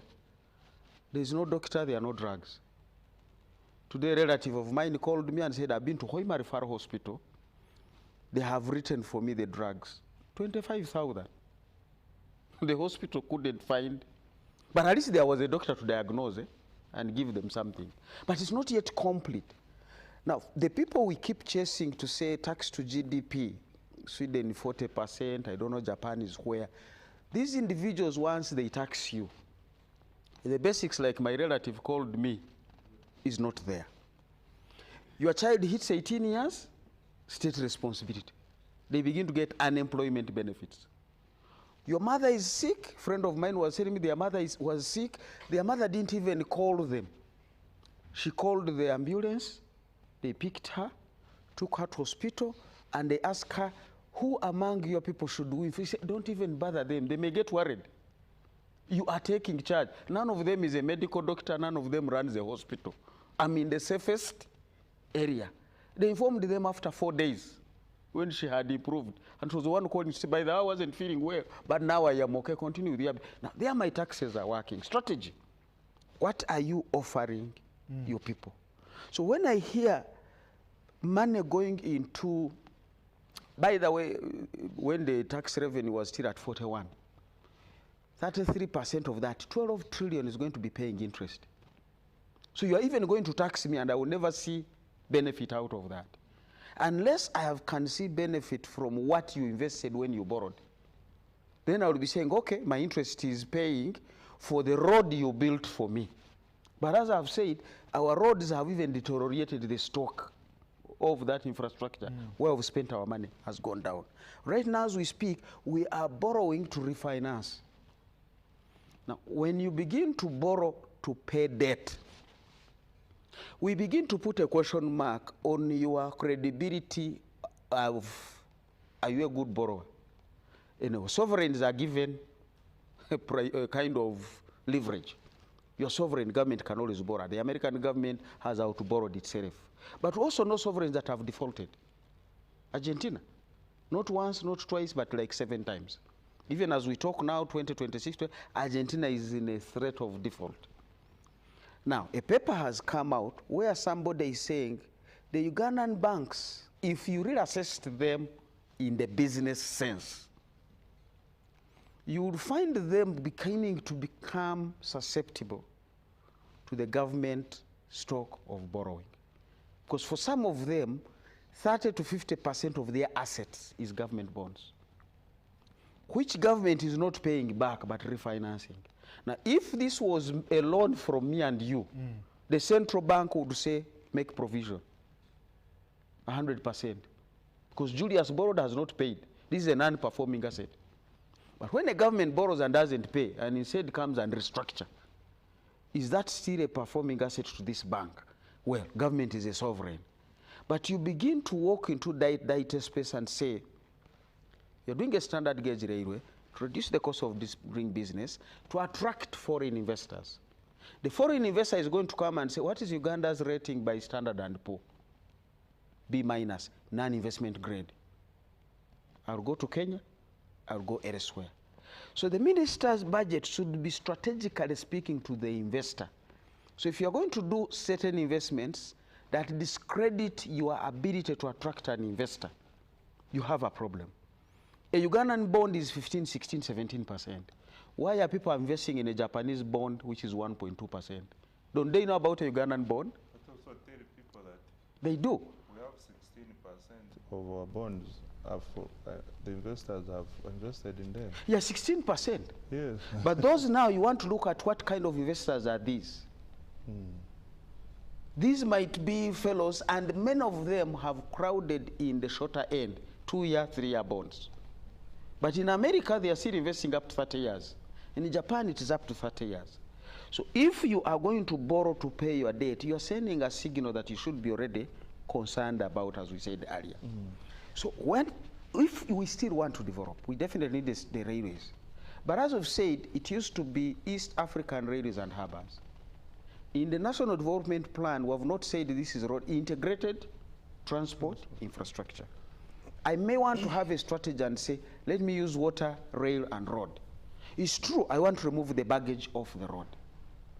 I want to go to the cheapest means of travel, water, as everybody would know. So I'm going to design my road system to say, once cargo gets to Kisumu, we sort it out from there, and Mwanza.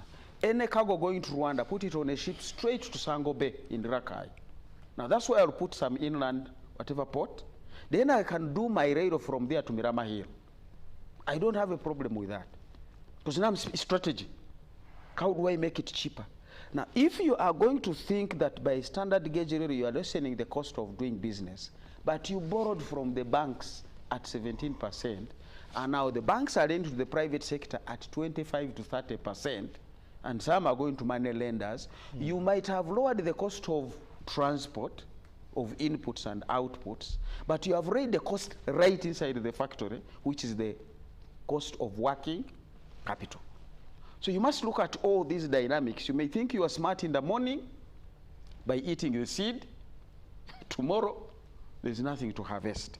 So for me, it is about the strategy that this budget is speaking into, and I don't want to get into the number games, because what makes football one team win another one? It's not that the other one has 17 players. 11. It's about strategy. I'm facing a big team, I'm going to do a defensive strategy. Sabri, the guy we chased from here, has taken the DRC to World Cup. So, was it Sabri? Was it the players of the Congo? Italy has failed to go there. I mean, these are the things you want to come back and say, what is my strategy to grow my economy? As I am taxing people, what is my strategy? 10, 40% on somebody earning 10 million? What is my strategy to support that person? People have quoted the Japanese government debt to GDP. I'm like, you guys, debt to GDP, leave the Japanese alone. Japan will borrow, as I've said, at less than 1.5% from the citizens. It is the biggest investor in the American bonds, where they are picking 3.5%. So for them, actually, their debt is working for them. I borrow at 1.5% from the Japanese, invest, then Americans give me 3.5 or 3%, I remain with a difference of 2%, come and deliver so well services to the Japanese people, then they have very little to spend to live their lives decently.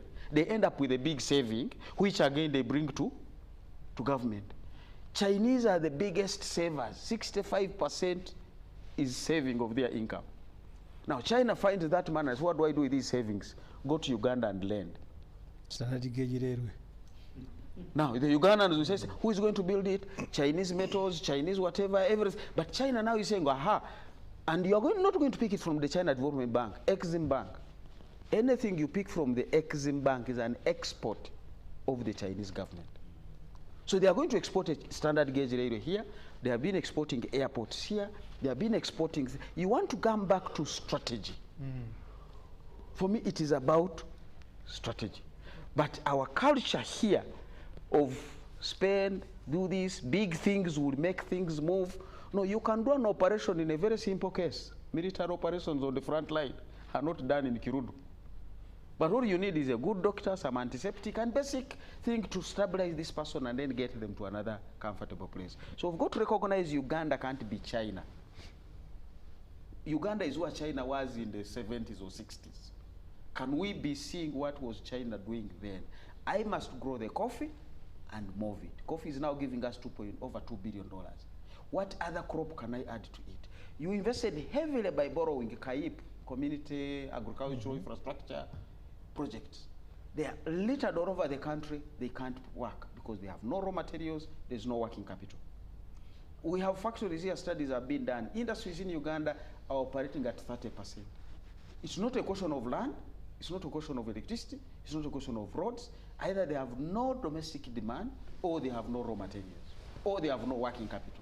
So first of all, I would be saying, even before I do the next industrial park, how do I utilize this 70% capacity that is already in the seating industry? Strategy.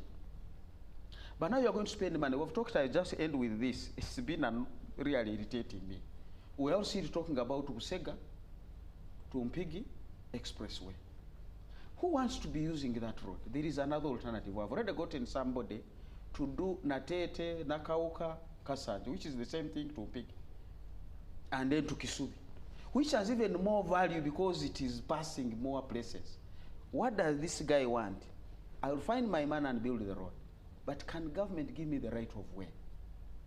So if you only found, at one point I think it was less than 80 billion to compensate the people so that the road is done, who wants to be in Insangi when I'm coming from Entebbe? Actually, one of my friends, the late Kasami, rest in peace, used to use Nakiwogo and continue the other side. So create these opportunities. So priority now should have been, while we look for the other money, can we also trigger activity on Nakauka, Natete, that road is Kasaji? It's Can dragging. I give you information? That road is being worked on. Yes, that's what I'm saying. It has delayed because now we find money for contractor is on site. compensation. People were compensated. The contractors No, but it has been The equipment are abandoned there. We have been even paying money because of redundancy for some time. Yes. Now it has started. No, he I is think in the last working 1 month on or the two. bridges. In the last 1 month or two, I think the we have strategy we are started. talking about is he has been working on the bridges. That's why No. you don't see. Honorable, You let's go and review meet the reports. the equipment No, are I live abandoned. there. No, review the reports. I also go through them. He was I working on pass the there bridges, every but day. most engineers actually, road construction, you end with the bridges because they are more complex. The reason he hasn't been working on, and he was working also on that part, the reason he went to the bridges there was no need of compensation because it was already like a swamp. But literally most roads, you do the faster part and the bridges come last. Thank God now there's found some money, activity is coming back. But I'm like, these are the alternatives. While Busega to Piggy is coming, can we also do this because there is a lot of economic activity in that area that you trigger. Now for you to do an industrial park somewhere, you pay money to buy the land, put water there, but there is no road. I'm coming back to the issue of roads. The final part is strategy again. You give the industrialist electricity, 5 US cents. Thank you very much. But what's the cost of producing that electricity? 9 to 11. Who is paying the subsidy? Now, you begin to fail to get what we call a cost recovery tariff. Now, at the end of the day, you are going to borrow to invest into UEDCL. Yet, if we found a strategy to say you manufacturers, what is the most important thing? Because most of the manufacturers I'm talking to, it is the stability of power that is now their biggest problem.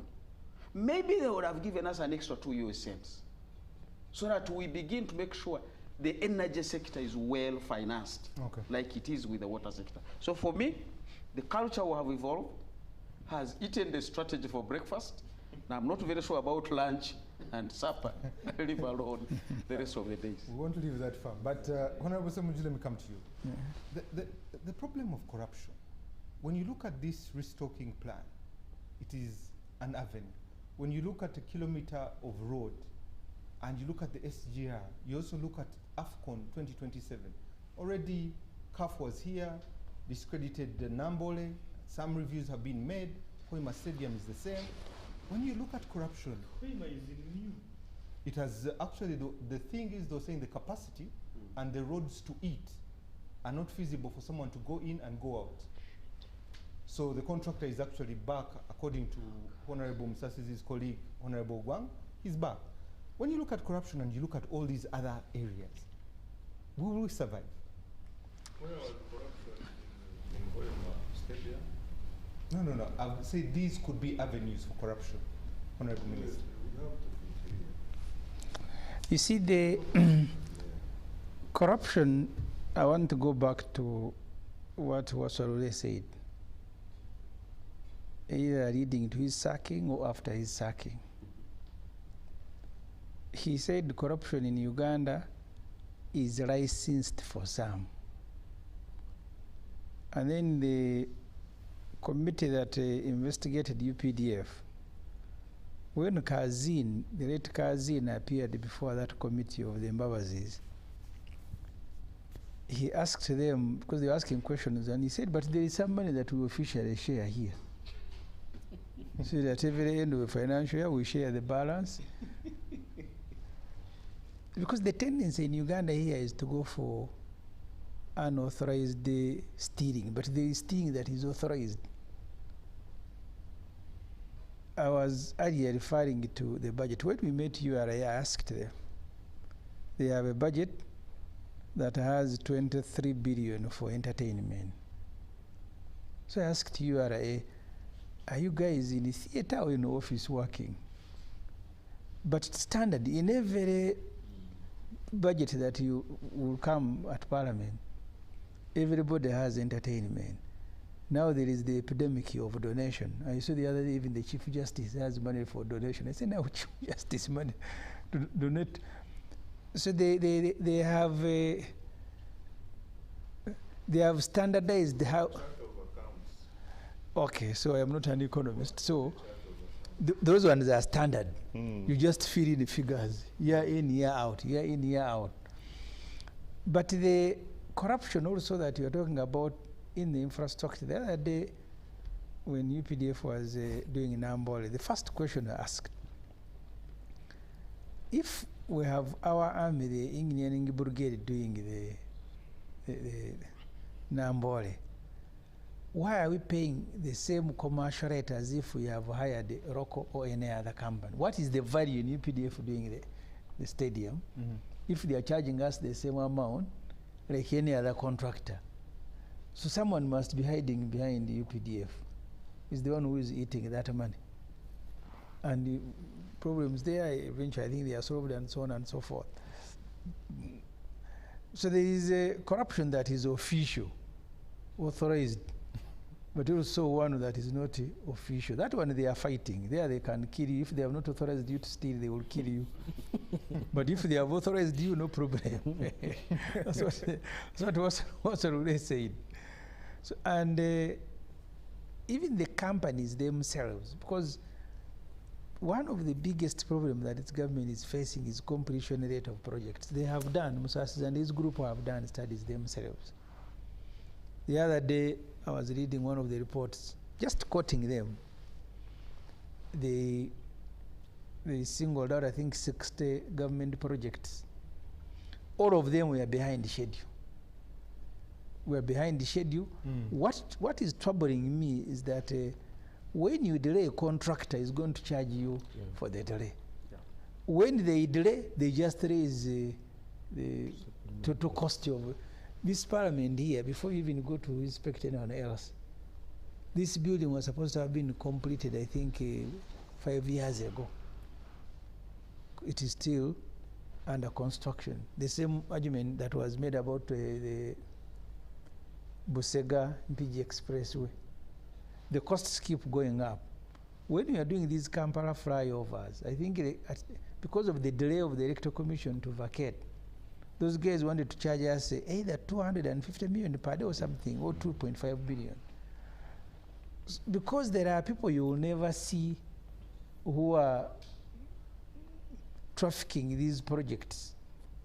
They are the ones who bring people who will do the construction, and you may not know that actually they are stealing from you. But they are the ones who will see the president. One time I saw Andumwenda complaining who had given Peneti 8 roads, and one of them I think was either from Mwende to Sechkubo's place. She hadn't even started. So corruption here begins, it's not just that money is stolen, but who they choose to do a particular project. Sometimes they carry reward. In this budget, you're asking the drivers, they have brought back a penalty again with reward. So the total cost of reward is going to be about 1.4 trillion. That hospital there. And we should ask for the Almighty for some life. I am sure that reward is not going to be better than Marago. But they will use a name that will make it sound like such a huge project. Super something hospital. Specialty. 1.4 trillion. The technical people in Ministry of Health had said it was possible to do that hospital of Peneti at half the price. But because Peneti has done some other things, so the price keeps. So we are up to now we are still paying. Rocco, where we are acquiring shares, there is in the budget there is money for Rocco again. Musasizi is giving them, I think, another 32 billion. That we are acquiring share in a company that is collapsing. We are told Musasizi, please allow them to collapse.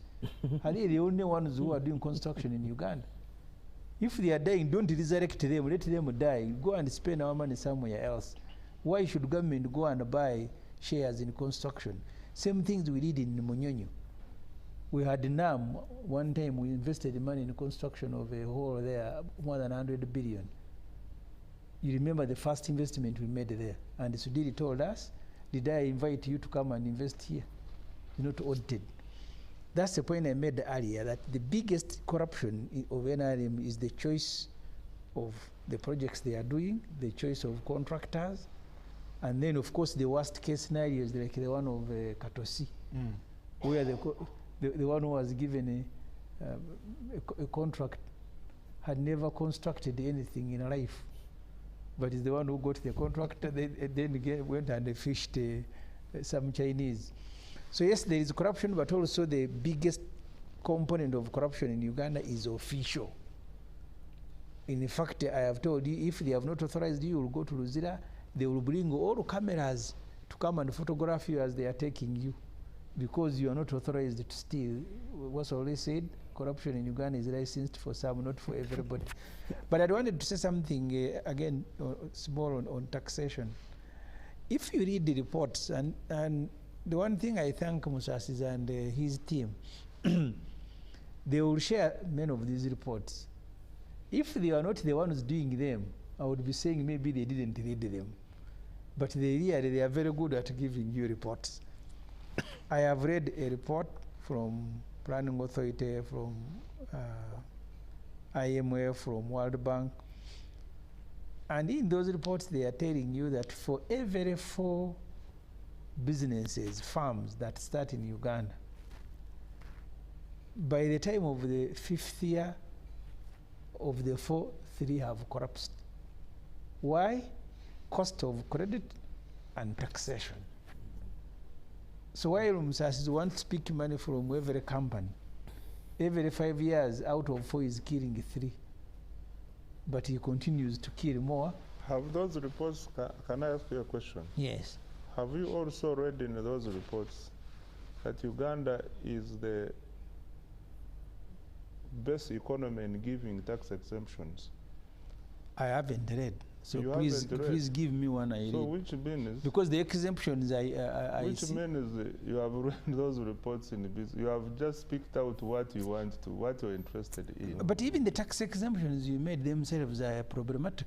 We have kept asking you who qualifies, because you must go and meet Museveni first for you to qualify. Then Musasizi will be instructed to implement presidential directive. It's not that a study has been done that these companies, when you exempt them, because the Auditor General has kept. In other words, we are telling you, we don't just tax for the sake.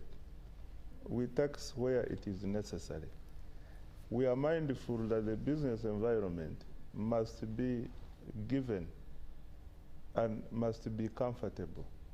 You must not just put a tax to kill business. In other words, what you are saying that they are telling you that I am not the one saying. Businesses I am not the one saying. Die early because of taxation. Yes. I want evidence. Evidence from who? From you. Am I the one killing them? I want to substantiate that this business has died early in its infancy because of taxation. It is not in the case. Most of the businesses which start in infancy, there are exemptions. The number of capital allowance, all those things do exist. Musasizi, so you don't think these reports exist? You think I am fabricating? That's why I've told you, I've asked you whether you have read in those reports. I have told you in all these reports the cost of credit, you know, where yes, we have disagreed. Therefore, I agree. Actually, it is okay for government to continue borrowing from domestic market. But also it is a responsibility of government to provide development finance at cheaper cost. Like now UDB is 12%, but our wish is to bring it to single digit. But UDB, to qualify there, you know UDB is like a commercial bank. No. Very little difference between UDB and a commercial bank. It's a development. It is more bank. Interested in making profit than actually in lending money. No, that shouldn't be the goal. But that's what it is. I have personally gone there. Okay. Gentlemen, allow me come to Julius finally. Julius, this financial year that is ending, we were thumb-chesting and praising government, especially when it set aside 1.4 trillion shillings to pay the domestic arrears. In this draft, it shows it has dropped to 200 billion. What does that mean for the private sector, especially giving the example that Honorable Ssemujju has talked about? Yeah, I mean, so it's indiscipline not to pay people who have supplied you. And up to now, I think for me, I have argued that you are not supposed to commit government if you don't have money in the budget. And it's very well stated in our treasury operations guidelines.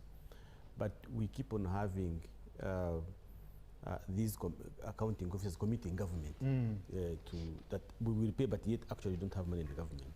And I've argued that I think because of that fiscal indiscipline, it is actually leading to a number of things. One is that the cost at what the government buys goods and services is far, far above the market price. We have done a study, and even OAG has done a study. We have found out that common user items of government, just like an envelope, that the government actually pays more than 200% the market price. And the reason the accounting officers were giving was that because, one, we delayed to pay. The major part actually was that government delays to pay the suppliers. So the suppliers now have started increasing the price on what they are supplying government on. So that is the cost. The other element is that if I have supplied, the government has not paid me, remember I borrowed this money and even at a very exorbitant price. Therefore, my business definitely won't survive. And this is why I really urge government is that if we could really enforce discipline, because the law is very clear, enforce the discipline. It says do not commit government if you don't have money into the budget. And you go ahead and do that. The other part I think we should mention is what the minister was talking about, and I was trying to figure it out. How these budget numbers keep on moving. Because at the budget framework paper you have a number. The budget code circulars have different numbers. The minister today gives another number. So even when you're an accounting officer, you are really wondering which number you're going to really pin down. So part is that could we be a bit more, have some predictability in how much a sector is going to get? Because if these numbers keep on shifting, it also becomes very difficult for accounting officers to place a particular number. So predictability, I think, in terms of our budget numbers is quite also very important. The other part about the domestic areas, I think, for me, is that you will find out that even where you want to collect taxes, they are not there. And I'm glad at least this time around, government has said that if you are supposed to pay taxes and government owes you money, then and government hasn't paid you, then at least URA gives you time until government pays you. You are not given penalties and all that. There's some kind of relief from that particular area. But just to know that the profits you should have made and paid taxes on, your money is still with government. So it's not good for business at all. It really you lose credibility as part of it if you are going to supply government. But it breeds corruption into the system, because at the end of the day is if you have areas of 100 million and Minister of Finance has given you only 10, now who comes first? Whom should you pay first? That actually also breeds corruption within the system. So you really want to have discipline in terms of when should you commit government. Okay. And the policy is very clear. Do not commit government if you don't have the money. And if you do, when should you do that? And that's why even Timothy supplementary now budgets come in. Because now is that they have given you a ceiling, you still have these domestic areas to pay, or you have other things you want to do, but probably the supplementary budget is likely to address some of your problems. So you go ahead and now incur these days, because the supplementary budget is coming. So if we really need to fix that, so that at least the private sectors, the suppliers of government can have trust and credibility into the system, that their money is going to be paid back. And that is the only actually we can be able to real discipline among the accounting officers. Thank you. Let me read these messages so that I can give you parting shots. A gentleman sends in an email, a message and says, good evening, Timothy, thank you for the show. My wife works for 7,000 a day in an Indian company. I am therefore obliged to provide for her lunch. This makes me realize the high taxation on investors, ending up with the local laborer. Where has the proposal on wage limits ended up, as the Proud Minister tells us, working hard on improving the welfare of Ugandans in this budget, okay? Implications of the national budget to an ordinary Ugandan. Economic pressures, high cost of living, limited jobs, stagnation of salaries, poverty and inequality, widespread of poverty, access to inadequate services, healthcare, education and infrastructure, okay? I like the presentation by the Honorable, I beg your pardon? Is that okay? Which one? The one you just read. It's their feedback, Honorable comment. Minister. That's completely off. But it is their feedback. Feedback. That is not fair. You want to argue with the feedback? I like the presentation by the Honorable Minister, especially about our domestic car manufacturing. But my issue is, why can't we, Uganda, as a landlocked country, have 1 to 5 years budget, better than having just 2 budgets in a 5-year cycle of the presidency? We now have all established entities and institutions. By that, a minister from the cabinet will and hope work for the ministry from cycle to cycle, and the real government will not see what is happening. I don't really pick what they're saying here. Lastly, this is Dennis from Terego. In Uganda, even if you are seeing the truth, you will still not accept the recent Uganda population census report. It shows poverty at the grassroots is killing Ugandans. Let the budget go directly to the grassroots. Okay, so many messages, but we'll leave it at that. And I'll be able to give the gentlemen parting shots. I'll start with Julius, Honorable Ssemujju, Dr. Muhumuza, and finally the Honorable Minister. Yeah, I think my parting shot is that we have a crisis of priority setting, and we need to sort that one out. Because he was talking about Chira, and I always said that what is our biggest advantage in terms of production? Because we will never beat Japanese in building vehicles. But I know we can beat Japanese in the production of maize, of beans, of whatever we have as a nation. We can improve that very quickly. And then later we can say, oh, we can start on that. So the key question is we need to address the priority setting question. If we can achieve that, and that's when the budget can have an impact on the population. Thank you very much.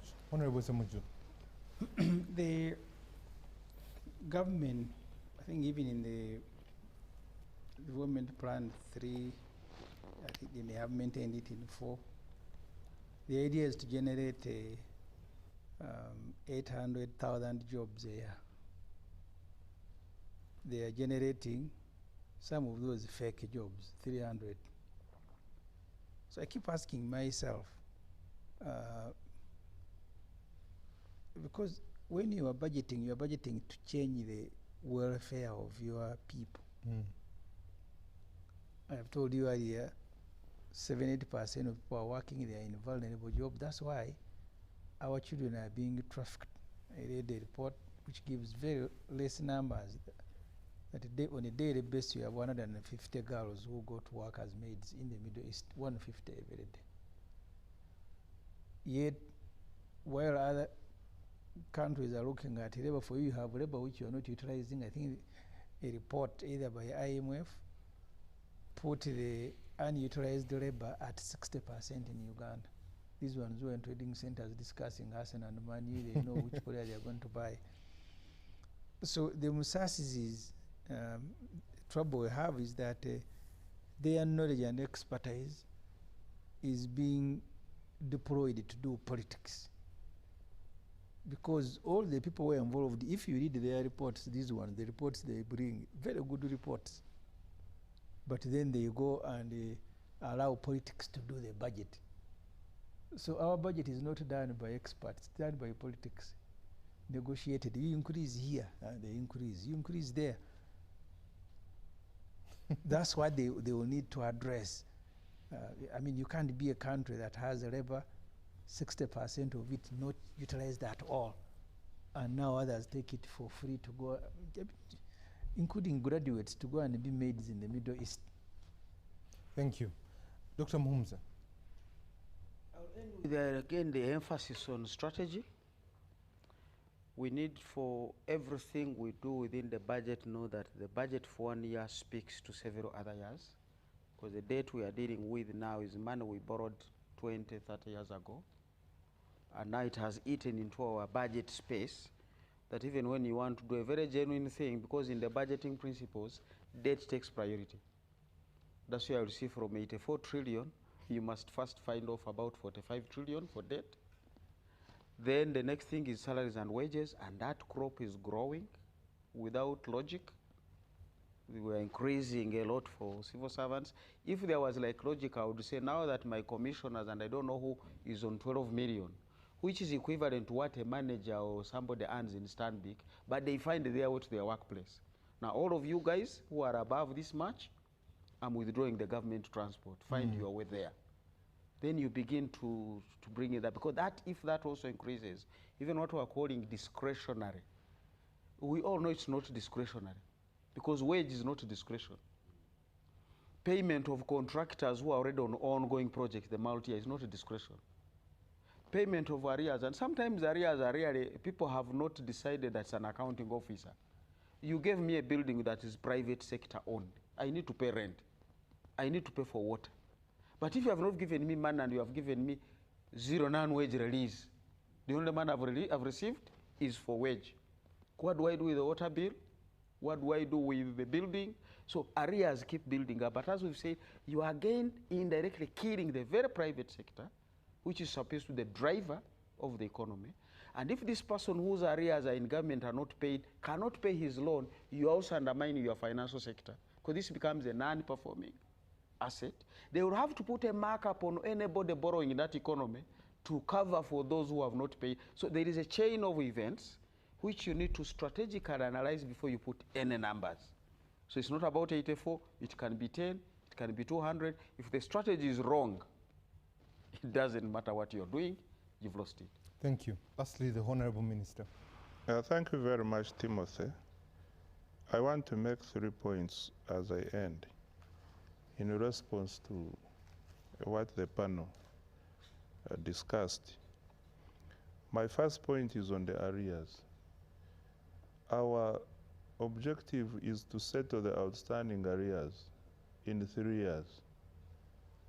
We started with this current financial year running. We are going into next financial year and also the other year. We hope to settle it's about the verified arrears are about 2.7 trillion. This will be settled. And then we come to the discipline element. Overcommitting a government where there is no money is in budget indiscipline. And that has brought about endless arrears. This must also be dealt with. My second point on taxation.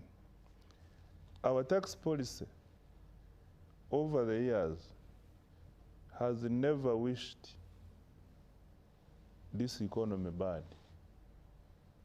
The president severally has guided that we don't tax the bone marrow. In other words, less tax during production stage and tax consumption. And which items of consumption, beer, what, name them, those you can do without, those which are not essential, those which our households can do without. But also we are mindful that if we are to sustain financing of this economy, domestic finances play a big role. If we are to reduce the debt, which the panel is talking about, we must boost domestic revenues. Where do domestic revenues come from? They come from taxation. Therefore, it's a balancing act. Production, don't tax. But when people are consuming, tax them. For example, pay as you earn. Now we have given a breathing space to those who are earning less money. Those who are earning 335,000 and below are not going to be paying pay as you earn. They are going to be exempt. But what is this money going to do? this money is coming to the market. Some of them are going to go to the bars to buy beer.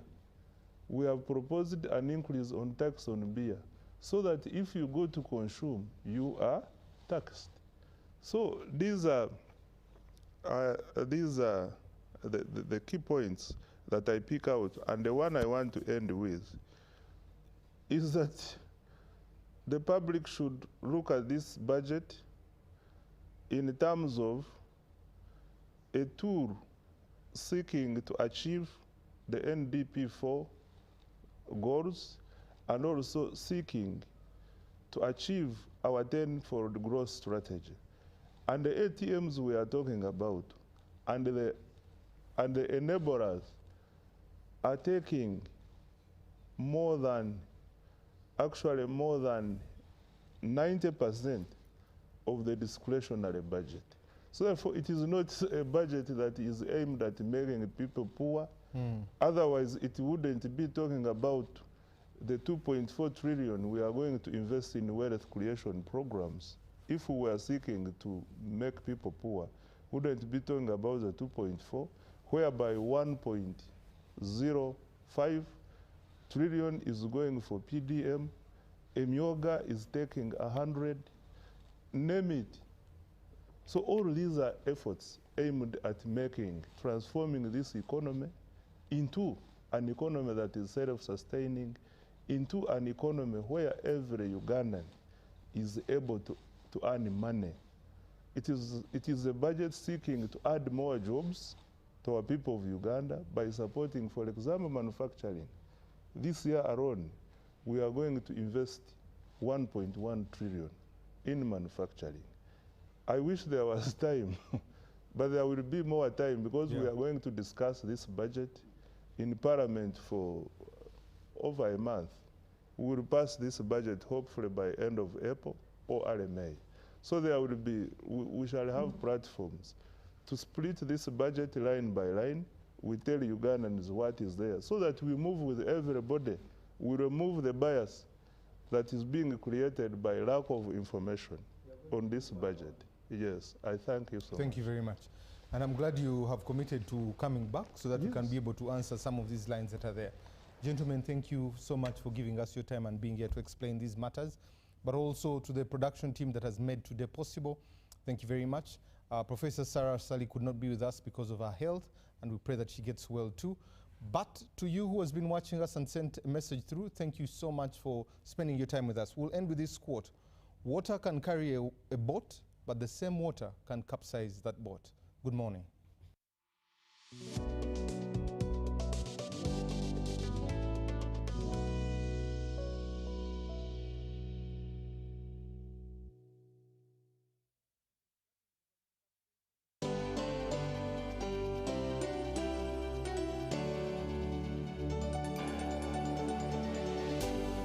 UBC, inspiring Uganda.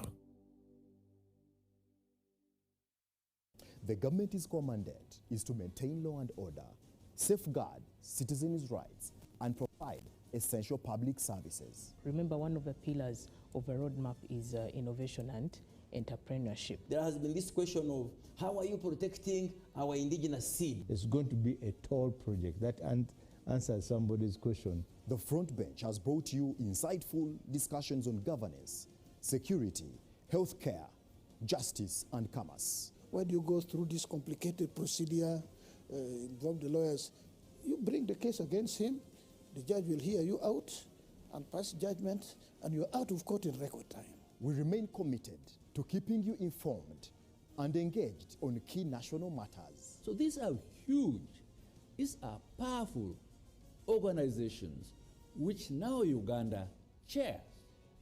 Why don't you come together? If we haven't migrated to the e-card because of various reasons, including that not all the people of Uganda have smartphones. You can sit in your house, apply for a passport. If you have a Ugandan who has a successful logistics firm in the US, it means he can come to Uganda and do a lot more. Every Monday at 8:30 p.m. with me, Jethro Kasaiji, your interface with the government only on your public broadcaster, UBC, inspiring Uganda.